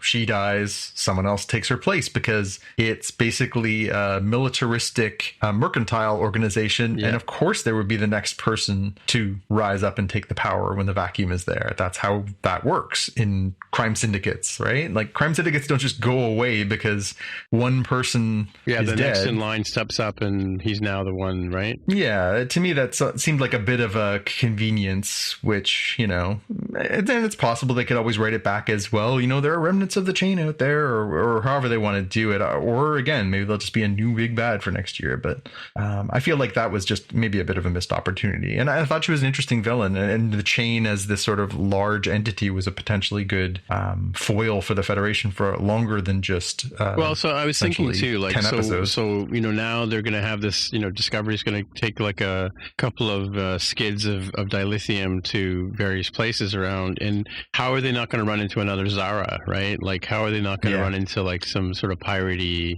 place, or they take the dilithium and then somebody runs off with the dilithium, and or you get the corrupt despot who hoards it and doesn't give it out to his people and whatever. They could have all those kind of plot lines coming up in the future, right? So, well, it seems like they can do some really good, like, episode of the week, kind of things, back to sort of, we have to go to this place, and we haven't been to this planet in a long time. You can, you're basically, it's a whole season of reunification mixed with, the sort of original Star Trek missions, Planet of the Week missions. Well, now they're Planet Express, season, right? Because they're delivering dilithium around the world. Pretty much. Yeah. So we've gotten to the end of this one. Obviously, again, we knew this was going to be what it is, which is, a jam-packed episode. But now we're to the end of a total season, this first season where they are, fully set in the future, and we sort of there. What are your impressions? How do you guys feel about season 3 as a whole now? This is my problem with season 1 and 2 was, like, they have all this cool tech. How does it fit into, like, even how does it even dovetail into like Christopher Pike or whatever, or Spock, and like, it doesn't. To me, they should have. I don't know if I've ever talked about this in art terms. My old art teacher used to say, if you're going to draw a line towards the corner, like, don't go right into the corner. That's too easy. You have to miss the corner, right? Like, if you're with a diagonal line or whatever. And he called that a near miss, right? And from an aesthetic point of view, that's more interesting to the eye than the easy thing, which is going to the corner. Or if we were doing carving sculptures, like if we were carving clay or carving plaster or whatever, he would in a first year he would let us drill holes all the way through with our knives, right? Because he said that's the easiest thing to do, and most young artists will just do that, right? So it's kind of like they're going for they're being too easy in how they're doing this. They could try and be a little different, you know. Like they could try not to hit the corner and try, you know, come close, you know, and give them more. I lost my original point because I don't forget what your question was, but well, the question was like, what are our overall feelings about season 3? So the near miss thing. So for me, I think it's better. Like Deep Space Nine didn't try to be, you know, Voyager or the Next Generation. Voyager didn't try to be the Next Generation either, because with Voyager they had this accident. They get, you know, shot like, you know, 3 quadrants away, and then they have to figure out how to get back or whatever. Like they become the Lost in Space of the 90s, right? So it wasn't trying to fit into the same box that the Next Generation fit into, right? And by the same token, the Next Generation didn't do that either. They didn't have the 5-year mission and go to regular 5 and whatever, right? The kind of thing that did in the original season. So trying to dovetail this into, you know, between Enterprise and the original series, right? Like to me it felt like the prequels in Star Wars, right? Like, no, let's not do that. Let's just take this ship, fire it 900 years into the future or whatever, or set the story 900 years in the future. What will the Federation look like then? To me, the third season storytelling was, I should say, I mean, the mirror universe was always fun, right? But this being off in, you know, way out of the frame of reference of the other shows is a much better approach. I mean, you know, admittedly, every season, you know, we start off with Michael Burnham. She messes up. You know, she's like Lucy with the conveyor belt, you know, and the chocolates, and they're all over the place, and she's in trouble again, and she's got some splaining to do. By the end of the season, she's, you know, sewed everything up, and she's the hero again, right? So that's getting a little tiring. Yeah. How about you, Jaime? Yeah, I do like the fact that it's in the future where they've got a little bit more room to play. They're not quite as confined. I think they were better in the mixture of how serialized is this versus how much of this sort of adventure of the week. It's closer to the balance that Deep Space Nine had in its final season, as an example, where there is a through line of a story, but you don't need to have like literally watched every episode to get what's going on. And so hopefully for next season they can help balance that a little bit. I do think the way they interspersed some of the stories didn't make a ton of sense. Well, I think we talked about an episode or two ago of like, hey, why did they intercut between these two things? They could have just had all of this one topic in one episode and all of this other topic in a different episode, and then bring them together in a third. So that's something there. I do think that I think I enjoyed the episode. I still need to sort of ruminate and feel like, how does it compare to the other two? I think that it feels like it's fitting into a better space here, right? Because I was actually pretty happy that they didn't go certain routes that I just assumed they were going to go to. Like, you know, I totally thought, oh, Vance is like, you know, sneaky bad guy in disguise, or if he's not bad guy, then he's like the incompetent admiral that is another trope. And he didn't hit either one of those. I mean, he was, I think, if you look at his character arc, he's kind of not unreasonably, but certainly harsh at the beginning. We're like, who the heck are these people? Are they time war people trying to create more, you know, temporal accords violating stuff? Okay, it seems like they're not, but I also don't know you from like a random person on the street. So how do I know what you're capable of? And I feel like he over the course of the season learned a lot about what they were like, and he actually gave them pretty good advice, right? He gave advice to Saru. He was totally willing at the end to destroy the Discovery if he had to and sacrifice them, but he didn't like turn it into this crazy obsession. Like once he figured out, okay, I think I'm going to trust Michael here, right? Like I think there was a good balance with his character that I think could have gone wrong in other sort of tropey ways. Yeah, what was missing too was, speaking of Vance, was the sort of coming into this new Federation is they didn't have to go off and learn how to use a microwave oven or a cell phone or a TV remote or we're meant to assume, like you can imagine how like you take like some somebody who was born at the turn of the century, last century, bring him into now, even like 100 years later, and then they wouldn't know how to cross the street. You know what I mean? Like, so there wasn't that sort of debriefing that they did with the Discovery crew. That was the sort of implausibility part for me. You know, like, you've gone that far into the future. Like, how do you even know how to use a personal transporter device? You know, like that part was sort of odd. And I made a comment about that the first time we saw them start using their new comm badges, that they just kind of like, oh, look at this one has apps, and you know. Yeah, I love that they didn't really give them proper training, as evidenced by Linus or teach them teleporting how to all over use the the new ship toilets and stuff like that. You know what I mean? Like, yeah, they don't even know how to use the three seashells, right? right, exactly. Yeah, I think I think I probably, this season was a little inconsistent, but I did like the concept better, I think, maybe than the previous two seasons. Yeah. I found, like you, Tim, I struggled with this when it was originally put forward as a sort of a gap filler between Enterprise and the original series, because I always struggle with prequels, because to me it seems like a bit of a cheat, and it also seems, as we saw with Enterprise, it seems really hard to manage, right? You know, oh, we've never met Ferengi before except for this time. Oh, we've never met the Borg before except for this time. Like, it's just too easy to fall into bad habits. Where did Xindi go in the other series, right? Like, there's no Xindi, right? Like there's just some bad habits that you can fall into as a writing team and as a science fiction show, especially when, you know, first season, sure, you got lots of good ideas. By the time you get to seasons 2, 3, 4, whatever, you start falling back into bad habits, and people are like, well, I love Star Trek. What I really love about Star Trek is the Borg. Well, you know, you're in a prequel, you're not going to see the Borg, but I really want to see the Borg. Otherwise, I'm not going to watch your show. Contact. That's the best episode of the Borg, right? Sure, but I think the idea of this, where they made it to the future and the goal was to get to the future and to stay in the future. It was never like, oh, we have to find a way home. Like, oh, you know, like the mission now is, you know, drop off the spore data and say, you know, sphere data and, you know, let's get back to where we came from. Like, no, they were committed to this as the strategy. It was go here and do this.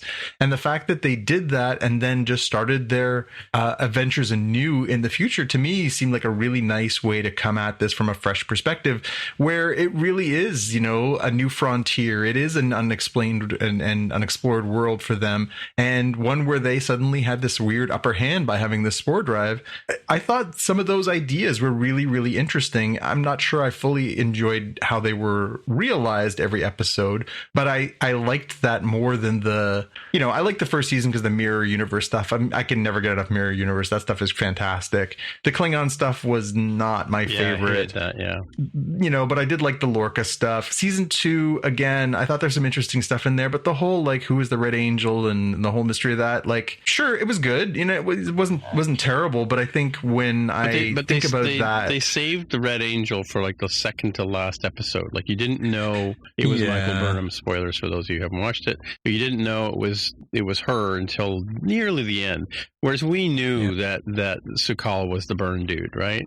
Yeah. So this one, again, I think some of the execution wasn't as good as the ideas behind it, but I do like that they basically, if this is the season where they're in the future, they're getting acclimatized, they're figuring out where they fit in, they're getting the trust of the Federation and Starfleet, and they're starting to sort of mend a fractured Federation, and then we carry that forward. I'm excited about where the potential of those stories could go more than I was previously. Like, I wasn't like, oh my God, I can't wait to see what old fart, you know, oh, Harry Mudd's here. Like, again, the performance of the Harry Mudd, Christopher Pike and Spock, those, to me, those were writing crutches, right? Like, and they were executed exceptionally well. I think Rainn Wilson was fantastic as Mudd. I think that the performances of, you know, the new actors as Spock and Number One and Pike and the rebuilt Enterprise looks fantastic, and I'm excited for that series as well. However, I still feel like you're right. It was just like, well, you know, okay. And then they ran into the Enterprise, you know, like,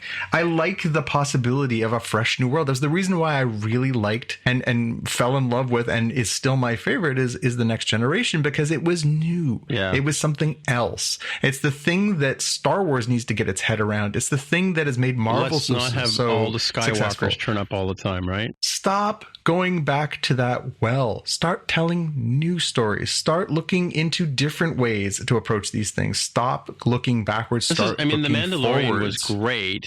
I mean, yeah, okay. Admittedly, yes, I love the Mandalorian, the whole series and stuff like that. And don't get me wrong, I'm a huge Luke Skywalker fan, but he did not have to be the solution to that series. No, and nor did he have to be the one in the second second of the new trilogy, right? Like, there didn't need to be, let's bring everybody back and then kill them and sort of retell the same classic stories, but in a different way. Like, to me, this was at least something I'd never seen before. It was the far-flung future of a universe that we're familiar with, where things are similar, but not the same, where there's, elements that we recognize, but we're learning all new things about them. To me, that was tantalizing. And while it didn't deliver every morsel that I wanted from it, there was certainly enough meat on those bones for me to want to keep coming back every week and being really invested in it. Like, I wonder what, even those middle episodes where they were, there was the Trill, there was the Navarre, some of that stuff. It was just interesting to reconnect with those worlds. Well, what happens that far in the future? What happened with the Romulans and the stuff that Picard's dealing with in the Picard series? How does that continue to play out over the course of time? That's fascinating to me. I like this universe. I like these worlds that they've envisioned, and I like that they're taking it forward and not just focusing on, that one time period over and over and over again. So for me, that was a breath of fresh air this season that, in spite of a little bit of inconsistency, that fresh take really made it a rewarding season for me. Yeah, and to that point, I mean, like the Romulans and the Klingons in the original series and the Next Generation, they were the Lex Luthors of that sort of universe, right? And the Emerald Chain and the Andorians sort of working together, to be the foil to the Federation. That could. I mean, I don't know if they've killed off Osira and they've killed off that plot line, but I mean, there's no reason why they couldn't sort of have them as sort of the people that try and take take the air out of the wheels on Planet Express as we go forward into season 4, right? So yeah, and again, I get why. Obviously, it's good from the streaming service purposes for the people who digest one season at a time. I get why you want to sort of wrap these things up with a bow, like they have in their way. But yeah, it does to me feel like a bit of a lost opportunity. Things from like Ozarks and Game of Thrones. Can't we learn that just because you have 13 episodes or whatever, 10 episodes, like, why does it have to end there? Why can't we solve the big problem, find out who the burn was, find the dilithium, and then have a cliffhanger, like Locutus or something like that come along? Like, why can't? Because have you seen Ozarks? No, it's been on my to-do list for a while. Yeah, I like the performers in it. Yeah, I mean, that's like totally Lucy with the conveyor belt kind of storyline, right? But every day every episode there's like a new twist, and just when you think you're out, they drag you back in again. like it's literally, and it's funny. I just, on a side note here, I keep seeing these like clickbaity websites where, oh my God, look what Netscape or Netflix has canceled, right? And they always have a picture of one of the characters from Ozarks on the as the lead, right? And you're like, oh my God, no! And you go in there, and of course it's been renewed, right? Because it's an awesome show. Yeah. But like, it's like putting Tony Soprano on and saying, oh my God, you'll never guess what I forget what show he was on. HBO. Sopranos. No, I mean, HBO, what network was that on? HBO. Yeah. Like, you'll never guess what HBO did, and they have a picture of Tony Soprano. You're like, oh my God, no! I got to click on this story and go. But anyway, it's odd. I think it's funny that the Ozarks is like that. But I mean, like, you know what I mean? Like Game of Thrones had sort of, there was an arc in the season, but it kind of went from the beginning of like it there were big cliffhangers in the spoilery kind of stuff in the middle of the season. Like you starting to hate this character, and the next thing you know, they're drinking poison wine. You know what I mean? But why can't something like Discovery learn from that kind of storytelling, that it doesn't have to be like, it doesn't have to be nicely tied up with a bow at the end of the season, right? It can. Yeah, well, it's funny because this is the first season. To be fair, this is the first season of the series that has wrapped up in a bow. Because the first season ends with the appearance of the Enterprise. Oh, that's true. That's true. Yeah. And the second season ends with, did they make it to the future? We didn't know for sure. I mean, obviously, I think we could extrapolate. It's funny though that in season 3 of all places, you'd think that now you feel a level of comfort that you're going to do whatever you want to do. You're going to do 5 So- seasons if that's what everyone's committed to. You're going to do 7 if that's what they're all committed to. You think at that point that's where you start to take more chances and you start to build a bigger world, right? So let me ask you this question then, right? If this was all of a sudden the last episode of Discovery, is it wrapped up? I mean, do we really care? Sure. Do we really care or need to see Michael Burnham be captain? No, because I think there's a symmetry to her starting point and her ending point Yeah. from season 1 to season 3. Mm-hmm. The starting point of she is selfish, she is arrogant, she is, all these things in the first one. Was she? She Really? is. Oh yeah, First she's series humbled. or the first series or the first episode? Well, the first episode, she thinks she knows better than Georgiou Oh, and ends up okay. getting Georgiou killed, Yeah, right? yeah, Like, there's the sort of the hubris of I'm smarter and I can see all the angles and I've got it all worked out. She ends up getting Georgiou killed and starting a war. Right. Oh yeah, mine. and ending up in jail and everything else. So then we get her disgraced, and then this whole series is about her, rise from the ashes, right? And so to go from that person who made those poor decisions and then paid the price and then had to work her way back into it and earn trust and become a better person to now being the captain of the ship and having all these people respect her is, you could make it a case, is a good place to wrap it up. But by the same token, though, it's almost like she's like, you're a screw up at your one job, but you've got this qualification, and you go leave and you go to another company, and all of a sudden you're like the VP or something, right? It's kind of like the Federation. What year are we in? Like the 3900s or whatever it is. This Federation, the 31st century. 31st century. This Federation doesn't know that she's the one that started the Klingon War. Well, because they deleted all the records, right? Yeah, don't mention that. Yeah, so I mean, it just made her captain of the most powerful ship that they have, Yeah. and yet Yeah. they didn't check her resume or call her references up, right? Yeah. Jaimie's being I don't know. really I quiet, think- so he's obviously got a lot to say. I still think. Sorry, before we jump in behind me, I'm sorry to talk over you.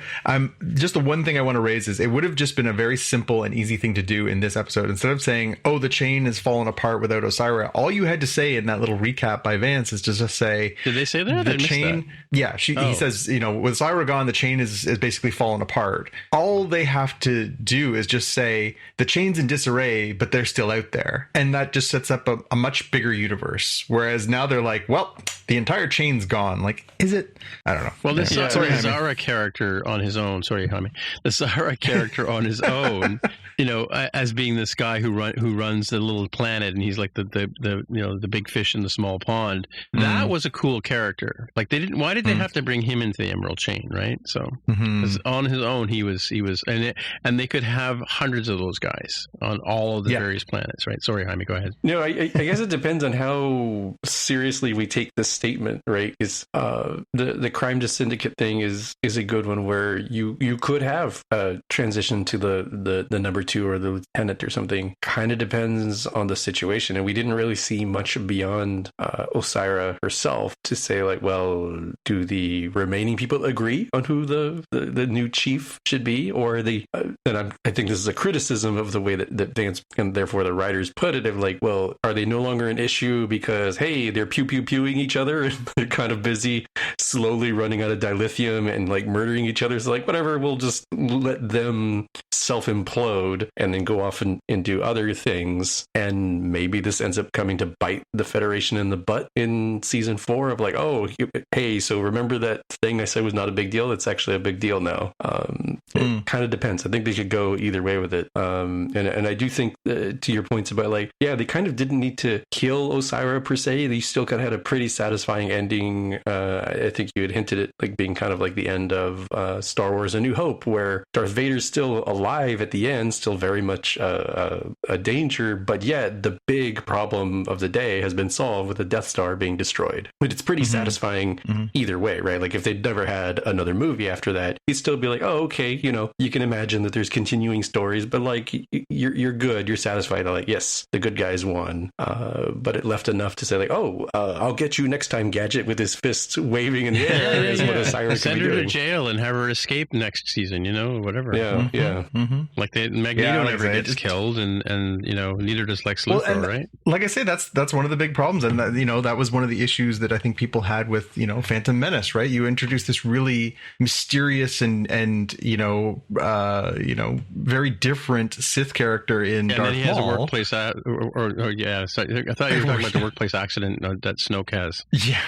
No, but I mean, this guy gets chopped in half in the first episode, and you're just like, so you had all this promotional stuff about this like bad new villain, but instead of having him fly off into space like Vader did, he's one and done. And then, you sort of continue that trend throughout, subsequent films. And, Marvel is just as guilty of doing this too. If you like think back to the totality of all those Marvel movies, how many villains live through those movies? Not many. Thanos is the most successful one. He's dead. He dies. Yeah. He dies in the last one. He gets snapped out of existence. There is not very many characters that survive. And I think that one, it's antithetical to comic books. Comic books are all about continuing. And even if a character's dead, he's not really dead. So maybe there's a way to sort of bring these ones, back that they've killed off. But, some of them are one and done in just the way they are. You're like, I don't need to see anything more about that one. But some of them, you're like, well, does it make sense to have that character be killed? Does it make sense for that person to come back? Like Loki was the villain in the first Thor movie, and then he keeps came coming back.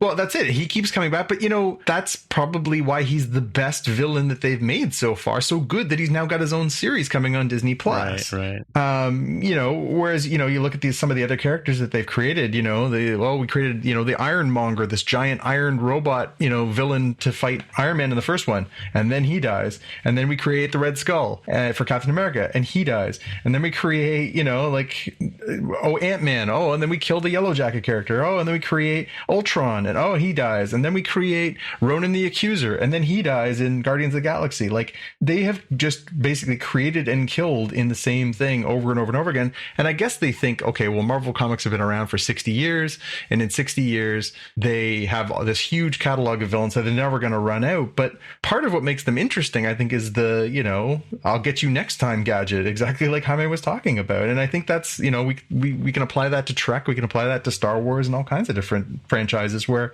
I think it's limiting sometimes to kill these characters off when, what if instead they come back and they reunite, or they team up with somebody? Like, you can go all kinds of different ways. I think, like I said, I think the Emerald Chain thing, I think there is something to be said for an overarching nemesis. The Klingons that were in the original series, the Romulans that were in the original series, the Ferengi initially, and then the Borg in Next Generation, the Dominion in DS9. There's something to those. They're always out there. You never know when you're going to flick on your TV one week and be like, oh, damn, they're back, Yeah. And that's, I mean, like the Dalek, right? For me, Sure. having watched, Doctor Who all my life, oh, not the Dalek again. Well, the Robot Man, the Dalek, the Master, Cybermen, like they exactly, recycle the Cybermen. Yeah, exactly. Yeah. And they've had. Speaking of which, speaking of which, let's dovetail into that one. Yeah. So, did you guys both have a chance to watch the New Year's special, The Revolution of the Daleks? I did. I have not, but I'm okay with spoilers. Scandalous. It totally slipped my mind. It's probably on the PVR, as they say, and That's it. Podcast over. Welcome to the final episode of Spotcast, where we ruin everything. Yeah, I mean, we'll keep it in broad generalities. I think a lot of it was sort of we knew going in that there was going to be a sort of a changing of the guard. We knew that a couple of the characters were moving on, and that there was a few characters that were sort of coming back. And it was not the best holiday special I can say. So Captain Jack comes back. We knew he was coming back. John Barrowman as Jack Harkness. Yeah. Always a delight. Yeah. So much fun. Mm-hmm. Such a great character. And then we got, a little bit of the conclusion. Obviously, we left the Doctor. She was imprisoned for for evading the Jadoon, right? The Jadoon were mad at her and had put her in jail at the end of the last season finale for the last season. Right. And so she turns up back on Earth just in time for there to be this, revolution of the Daleks. The Daleks are basically reborn on Earth, and then there's a huge conflict. And there's also this sort of larger conflict of, she's been traveling with Graham and Ryan and Yaz for the past few years. Obviously, having 3 companions has both been interesting, and it's also been a little laborious sometimes. Like, I gotta admit, I don't necessarily feel like I always liked having that many people to get to know and the dynamics between them and stuff. It wasn't my favorite group of except that they could split companions. and have two, like they did in this episode, where Yaz and Captain Jack go off and do one sort of investigation, and and Graham and Ryan go on the other one. Yeah, exactly. I mean, I did like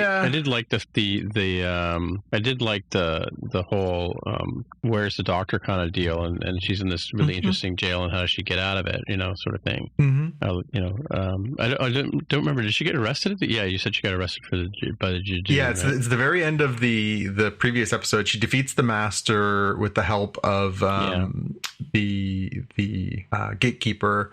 He basically destroys all organic life on Gallifrey, including all the Time Lords who were already killed by the Master, theoretically killing the Master, theoretically killing all the enhanced Cybermen, and she takes her TARDIS and escapes, and then she programs another TARDIS to send everybody else home. And then when she's on her TARDIS, she's like, "Phew, we made it!" And then on to her TARDIS transport the Jadoon, and they basically put her into this giant jail. Right. That was a cool day. So that's where we pick up. Cool jail, though. Yeah, I mean, it was an interesting episode. I mean, I did like the sort of twist on how they with Mr. Big, right? Chris Knopf, of course, Mr. Big from Sex and the City, was the sort of Donald Trump-esque villain in this one. Yeah, where he this businessman who's really kind of slimy, makes the regenerate. Or actually, it's not him, but the other guy, the other character. It's the scientist he's working with. Accidentally. Yeah, he decides to monetize the cadaver, the casing for a Dalek, and then accidentally the Daleks are basically brought back to life on Earth, and he's trying to figure out how to make money off all of it. And so I mean, I thought it was a good episode. And again, I like her a lot, Jodie Whittaker. I like Yaz too. But it's funny. I think we know that Bradley Walsh and Toslin Cole are leaving the show. I don't know if that was their choice or whatever, but yeah, we knew we I think reported that in a previous episode of the show. We knew that they were as Graham and Ryan were leaving the show, and I think that wrapped up in a somewhat satisfactory way. Yep. The idea is that the Doctor is in prison, and when she returns almost a year later, and they've sort of settled back into life on Earth. Yaz is not happy to be there. Ryan is, and then Graham decides to stay because he wants to continue building his relationship with Ryan. Yeah, so his grandson. His grandson. Yeah. But it was a sort of a logical way to have them leave the show. So the show is obviously moving forward for its next season with the team of Jodie Whittaker as the Doctor and Mandeep Gill as Yaz. I don't know. It'll be interesting to see how the dynamic changes with the two of them. There have been some rumors out there that they may be becoming romantically involved, which would be an interesting twist on the whole Doctor thing too. But although the Doctor does have in the past has had flirtations with the companions, he's never actually had a relationship with them. Well, he kind of had one with Rose. Well, Rose, yeah, she was different. Yeah. That one was, but his relationship with Rose was sort of more of a love thing, although it didn't really work out the way that I think was sort of ideal for him at that point. But eventually, Jaime, you'll go back and watch all previous 11 seasons, right? Yeah, I suppose I could at some point. The handy dandy link there to oh wait, was that to Crave? Yeah, I don't have Crave. Oh, yes, it was Crave. Yeah, no, it's Yeah, again, it wasn't a bad conclusion, I guess. It'll be interesting to see how they sort of bridge this to the next season. Like sometimes it can really be a kickoff point, and sometimes it's it's just sort of a one-off, little holiday adventure. I don't know. This one, it didn't knock my socks off, but it wasn't bad. Like it's sort of, again, a solid 3 out of 5, right? Mm-hmm. It's just nice to see the characters. Although I must admit, I had to go back and rewatch the finale from before because it had been quite a while. Like it was last spring, I guess, or end of last year. It had been quite a while since the last episode. Yeah, so. But it wasn't necessary. I didn't do that, and they could have. For me, they could have started with the Doctor in this giant prison jail thing, which is not unusual for a Doctor series to start, or even a Christmas special to start, right? Like like Christmas specials, and now it's New Year's, right? But they're generally disconnected from the series. Like it's the same Doctor, but there's some they're in a completely different place, and it's like a 90-minute or 2-hour presentation, and they're meant to stand alone, right? These episodes, right? So they don't have to tie into the season.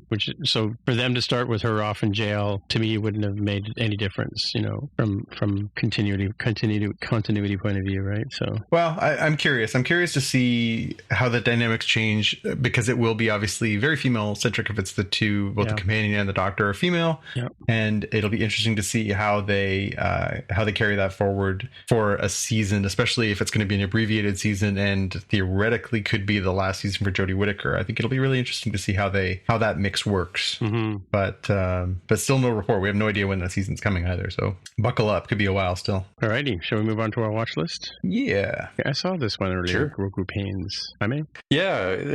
Grogu Pains is about a minute and a half spoof of The Mandalorian with everything with this cropping, this 4:3 cropping, and music and sort of texture and color, patina that it has to it, of what if this show, The Mandalorian, was a 90s sitcom. And the name there is, you all should know this because you talk about Canada's own Alan Thicke and his very popular TV show from the 90s, Growing Pains. So they choose the font and everything, and it's kind of fun seeing everybody give the little looking at the camera sort of thing that was really popular for, we're showing you who the actor is sort of thing for the 90s. So it's a cute one. Cool, yeah. The other one I have, since it seems to be the day that YouTube keeps giving me Mandalorian stuff, is another spoof. This one's only 30 seconds on a very, very low budget called every episode of The Mandalorian, which is hilarious. It was like, hey, here's this problem. No, Mandalorian, we don't like you. You have to do this thing for us. Okay, I did the thing. Oh no, Baby Yoda did something funny, which is kind of an interesting spoof of the show structure. That reminds me of the meme that they had about every episode of Walking Dead for the first few seasons. It was like, Carl, don't go there. Carl went there. Yeah. Oh, and somebody died because Carl went there. Yeah, exactly. What do you got first, John? It's obvious. Yeah, for this one, no-brainer ones for me. So, coming up this week, we're going to get both WandaVision and Disenchantment are both dropping next week. 2 series that I'm really looking forward to. Disenchantment, obviously, heading into its 3rd season. Mm-hmm. It'll be interesting to see how they carry that forward. That one has had some interesting, because there are that sort of mix of one-off episodes, but there is kind of a through line through it of the story of Princess Tiabini and the sort of larger world that she's getting into, and the trailer looks pretty fun. So that one's definitely on my radar for this week. And then and WandaVision, this is the first one we're going to see of the real MCU related content on Disney Plus, and it will be really interesting to see, one, how they continue to evolve these characters, and two, how high production value, how good these look. Mandalorian has been every bit as good as a Star Wars film. I don't feel like I've been cheated as far as the effects, as far as the quality, as far as the level of production, as far as the performers, as far as the direction. Like it's been a triple plus. I think it'll be very exciting to see if that's the level of quality that we're looking forward to as we head into the MCU expansion onto Disney Plus. What already looks like it's going to be a very promising thing could be, just incredibly captivating material. And again, to get, Paul Bettany and to get Elizabeth Olsen and to get, these different actors, on your TV screen doing a series. They also announced this week, so the series was originally supposed to be 6 episodes. They've bumped it. It's now 9 episodes they announced too. So we're going to get 9 weeks of this, which is, it's even longer than a season of Mandalorian. So interesting. And I'm really curious to see what the quality level's like and sort of where they take these characters. Vision and the Scarlet Witch was one of the series that I first gravitated to when I started getting into Marvel Comics in the early mid 80s when I was a little boy. The Avengers were sort of ones that caught my eye, and those were 2 of my favorite characters. They actually had their own miniseries at that point, so they've always been favorites of mine, and the fact that they're kicking off with that is just an extra special thrill for me. So I am 100% in and really looking forward to seeing what they do with that. So Vision and Wanda were already like a set of books? Yeah, so they were characters that were originally in, they were members of the Avengers together, and then they were romantically involved, and then they spun them off, and they did originally they did a 4-issue limited series with the 2 of them on their own, where some of it looks like it echoes this series a little bit. It's about them sort of settling in to this suburban life and getting used to that. They did this sort of 4-issue series, and that was decent. And then a few years later, about 3 or 4 years later, they did a second series that was a sort of a maxi series. They did a year-long series. It was 12 issues that, again, sort of expanded. And that was, the one where, she has, that they decided to really settle into their lives. They quit the Avengers. They want to sort of strike out on their own, and they have their own sort of adventures based on that. And that's where they really sort of got me as characters that I knew that I wanted to sort of follow and have been for the last, 40-ish years. Yeah, so it makes sense that they're sort of doing the Bewitched thing where, the supernatural person is trying to live like a normal lifestyle, right? So she started out as, in the movie, she started out as someone with powers with her brother or something like that? Or yeah, well, in the movies, she shows up in Age of Ultron as somebody who is imbued with powers by Loki's staff, working with Hydra, and it's her and her brother is Pietro, who is Quicksilver, right? The speedster, and spoilers again. The course of that movie, of course, Pietro dies, saving Hawkeye and a little boy, and then she, by the end of the film, joins the Avengers and sort of carries her legacy forward there on the positive side. That does actually echo her story from the comic books, where in the comic books she actually makes her debut as a villain, as a member of the Brotherhood of Evil Mutants, working with Magneto and Quicksilver. They're working with him, and then they decide to sort of redeem themselves, and then Captain America, when he's basically building a new team of Avengers in Avengers 16, drafts the 2 of them to become members of the Avengers. And it's interesting to sort of see that they have some of these parallels that they've sort of worked through. The problem is that they didn't have the rights to mutants. They are Quicksilver and Scarlet Witch are mutants in the comic books, and because they didn't have the rights to the mutant characters at that point, they were all owned by Fox. They couldn't do it that way. They came up with this sort of weird, they were powered by the scepter thing. So I'm a little bit curious to see if they retcon that sometime in the next little while in the comic books too. Not the comics, in the movies rather, to be more like the comics. But yeah, I'm curious. I'm really curious to see where they take this. It looks weird. It looks a little dark. And I'm really curious to see how this all comes together. Okay, cool. So my 2 picks here were they were born of our discussion last week about download codes. And so the story is that, National Ballet of Canada, in order to raise some money this year, they couldn't put on their annual Nutcracker set of ballets, which are, and I mean, buying tickets for the ballets is like buying tickets for a hockey game or whatever. They're not inexpensive. They're not cheap, right? It's a pretty pricey thing if you want to go see ballet, especially if you want to take your kids with you too, right? So, we purchased, pre-ordered the National Ballet for home premiere early in December, and we were supposed to get around to watching them. And it wasn't until, so we pre-ordered in November.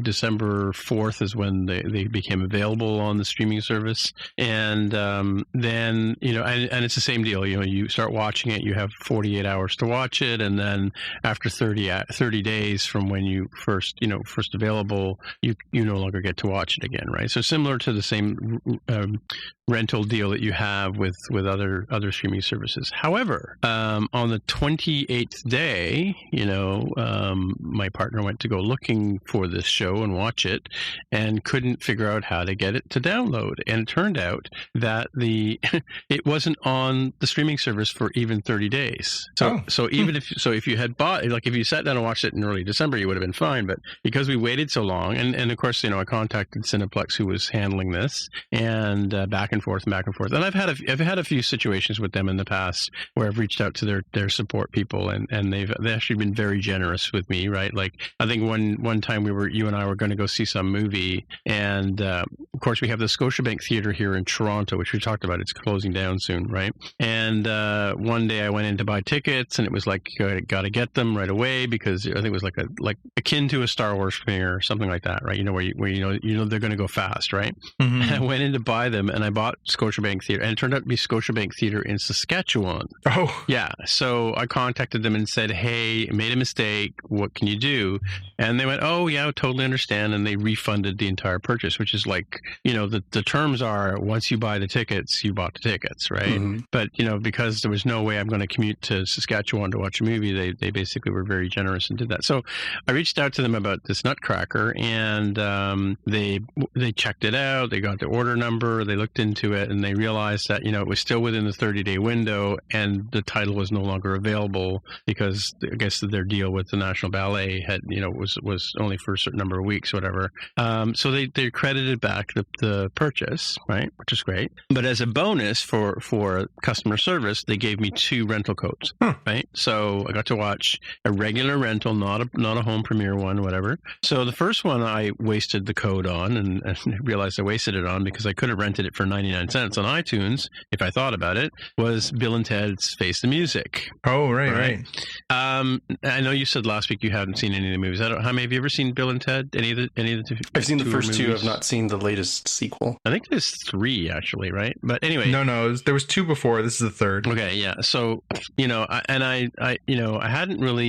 I wasn't really a huge Bill and Ted fan to begin with, but I've seen a ton of Keanu Reeves movies even before The Matrix, and so I've always liked him as an actor. Alex Winter I didn't really know very well, but I was a backer on his Zappa movie.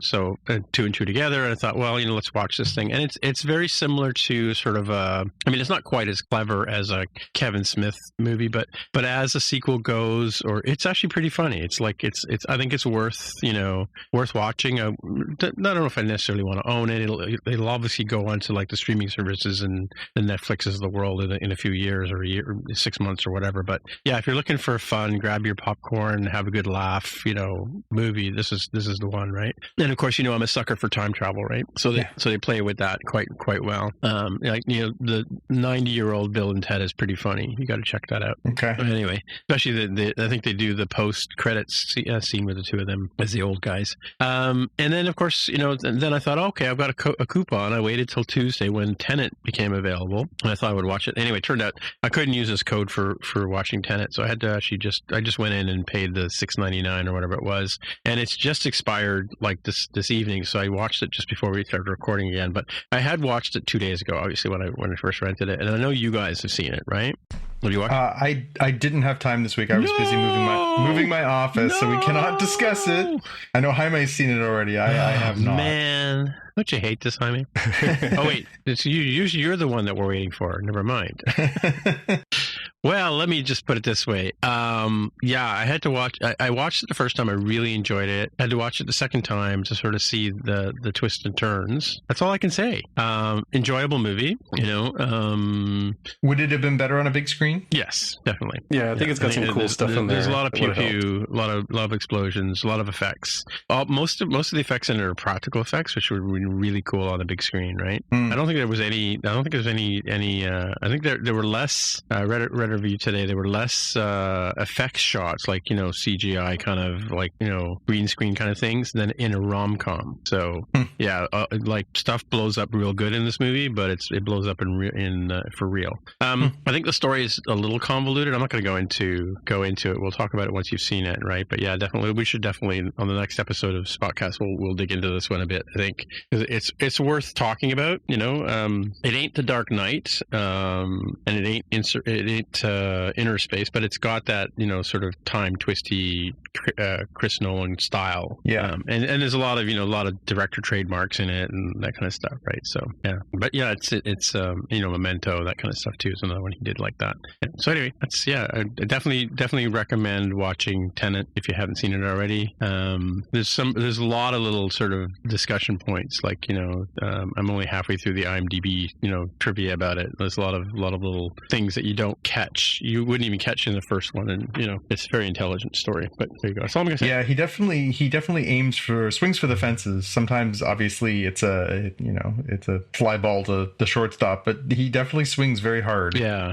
Well, he's been meaning to. Reading that he's been meaning to write. He's been writing this for a while, like six years or so, or something. And I think he might have even been doing this idea before that, right? So the performances are really good. You know, I think, right, Jaime? They are. Yeah, it's very believable. It's definitely got that going for it. There was some subsequent to watching the movie. My significant other and I ended up watching some Did You Notice stuff, kind of videos on YouTube, or This Part Explained. And I was talking to a different friend about the fact that, like, I think those videos enhanced my experience of the movie, but did not weren't necessary. I didn't feel cheated. Like, oh, I didn't notice this thing. Right? It's like more like, oh, it adds extra flavor if you know this thing, but it wasn't strictly necessary to watch the videos, which was helpful. Yeah, there was a lot of some of the fighting scenes were not the main fighting scene, but there was some of the sort of background character stuff that was a little bit obvious. There's one scene where it's kind of obvious what's going on, but yeah, it's very well done, because I mean, he did, you know, all I can say is he shot every scene twice.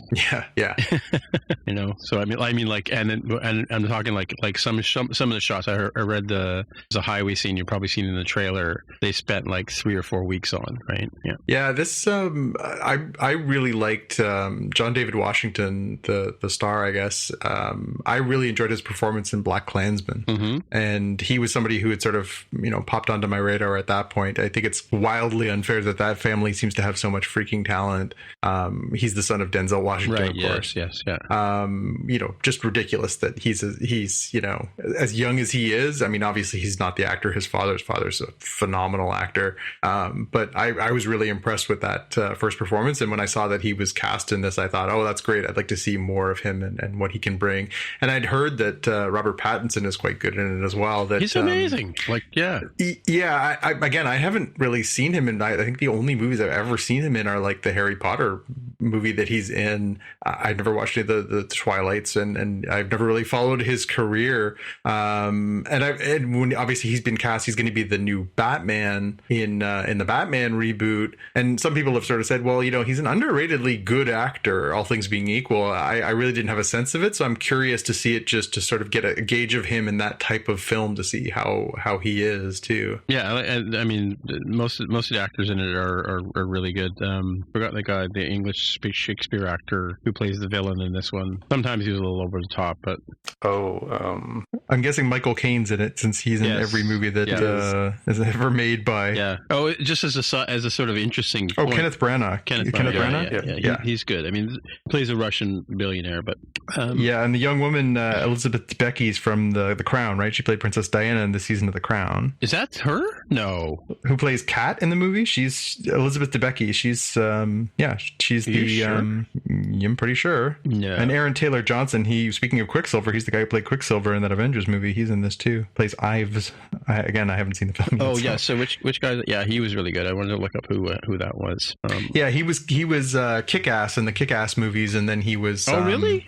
Yeah. Oh, yeah. wow. And then he was the when he obviously much younger, and then he was Quicksilver in Age of Ultron. Oh wow, you're right. She was. Oh yes, I can see her as Diana now. Yeah. Yeah. Yeah. No, she's really good in this movie. Yeah. Tall. Yeah. Holy cow, she's tall. Yeah. It was on my to-do list this week. I managed to get through the Doctor Who, but I didn't get through the Tenet because I'm moving my entire library / office from the basement to the upper floor, which required about, I think I'm up to about 80 or 100 trips up and down the stairs, carrying 50 to 80 pounds of books each time I go.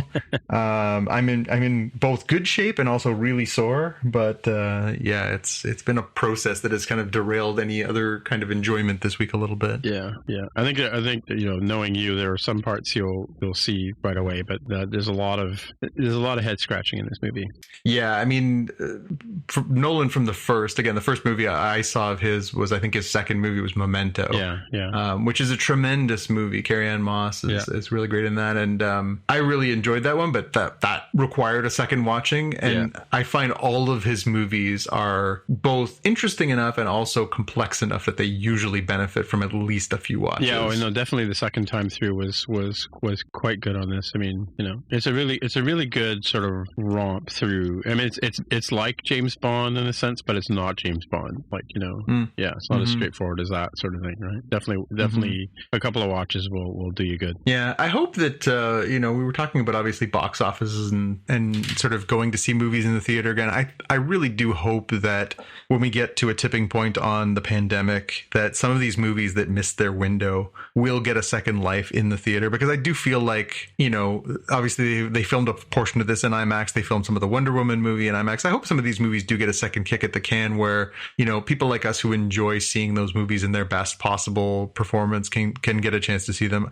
I do agree with Chris Nolan in that front that, some movies really are meant to be seen in that type of venue. And, maybe they'll recycle some of these down the road. Yeah, Himesh Patel is good in this too. Have you seen Yesterday?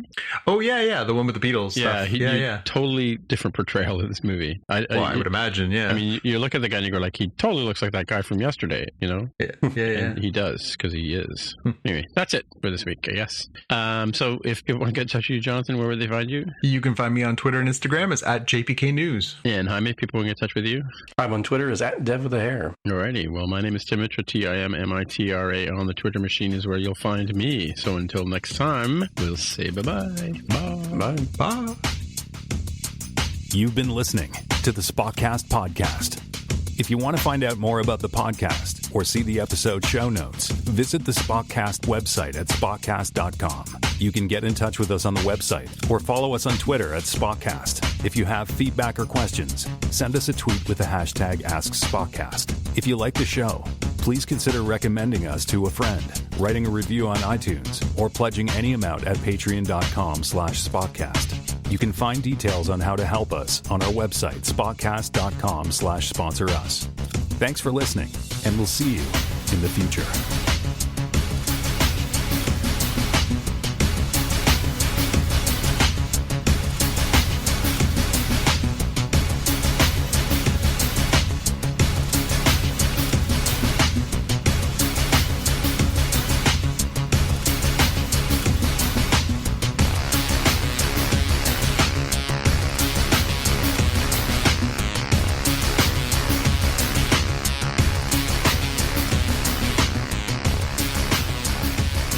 Who did you say the guy was from Kick-Ass? Oh, Aaron Taylor Johnson. I'm not seeing him on IMDb.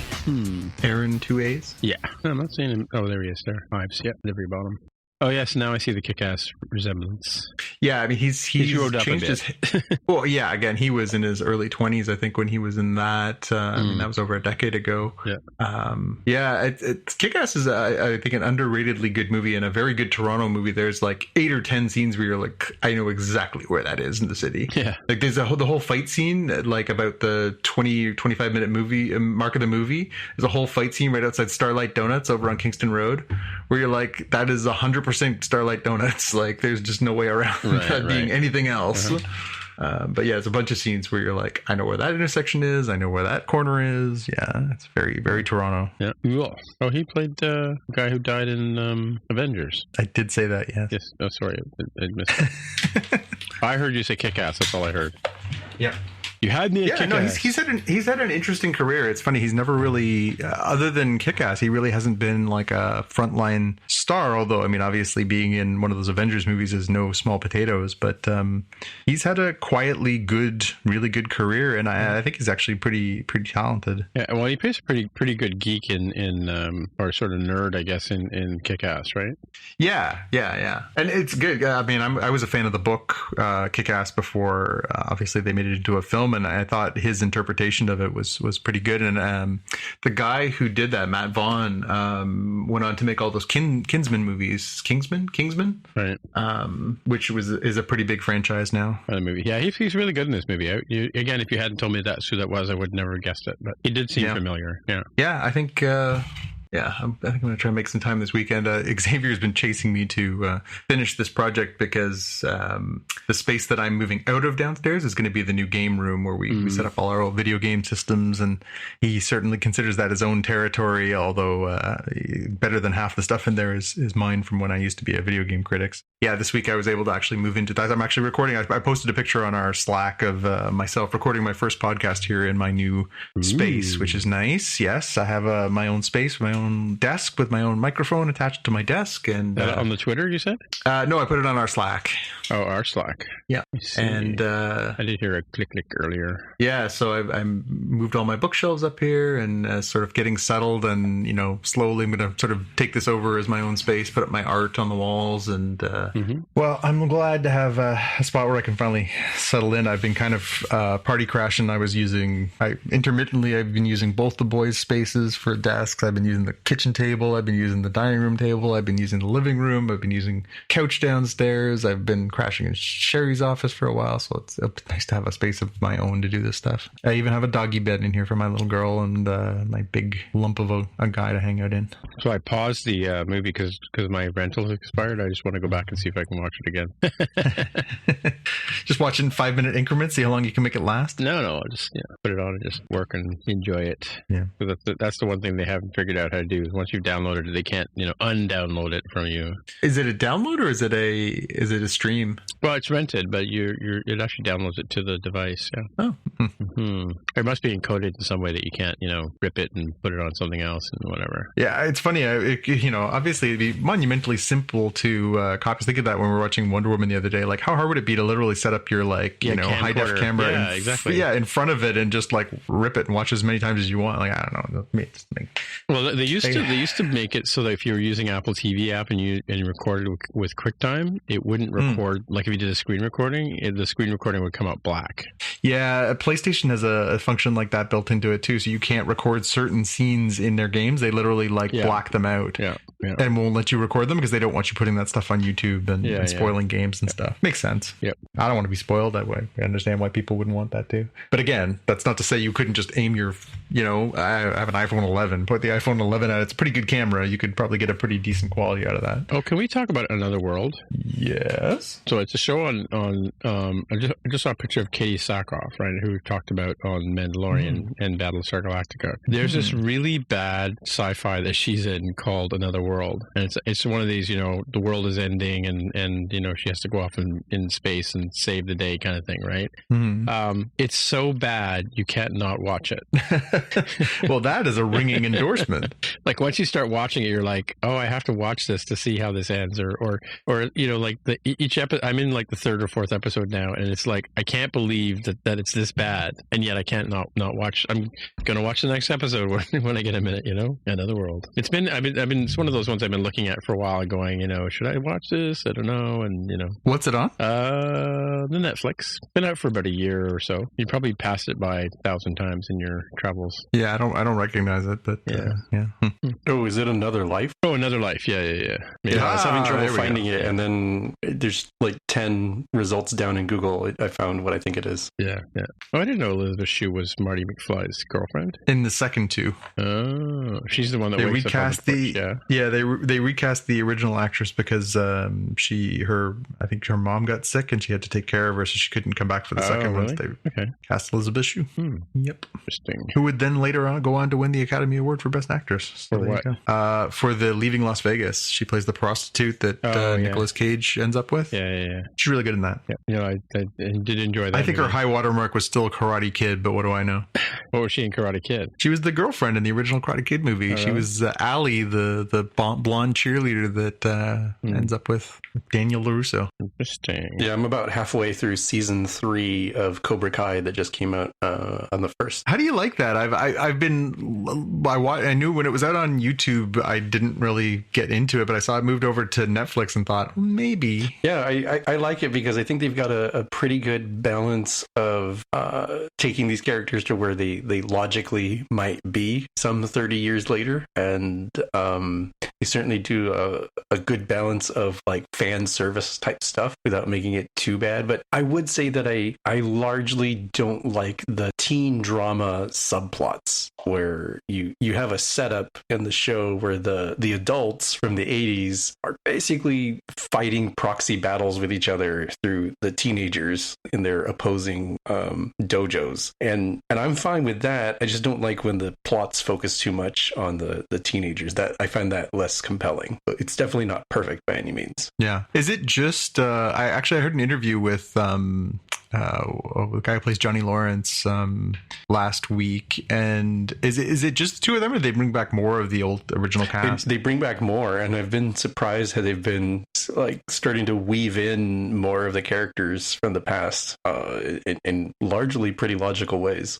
It's hard to talk too much about it without getting spoiler on it, but I think it's kind of hard to avoid the news stuff if you follow any media news where it's like, oh, so and so's coming back. It's like, oh, okay. I mean, you may not know who the actor is, but once you see the photo, you're like, oh, I know which character that is. Yeah. I mean, I think I was a big fan of the original movie, and actually, I'm okay with the second one. The third one is an atrocity. It is one of the worst things that's ever been committed to film. Is that the one with the girl? No, that's the fourth one. It's the next Karate Kid with Yeah, her. what's her name? Yeah.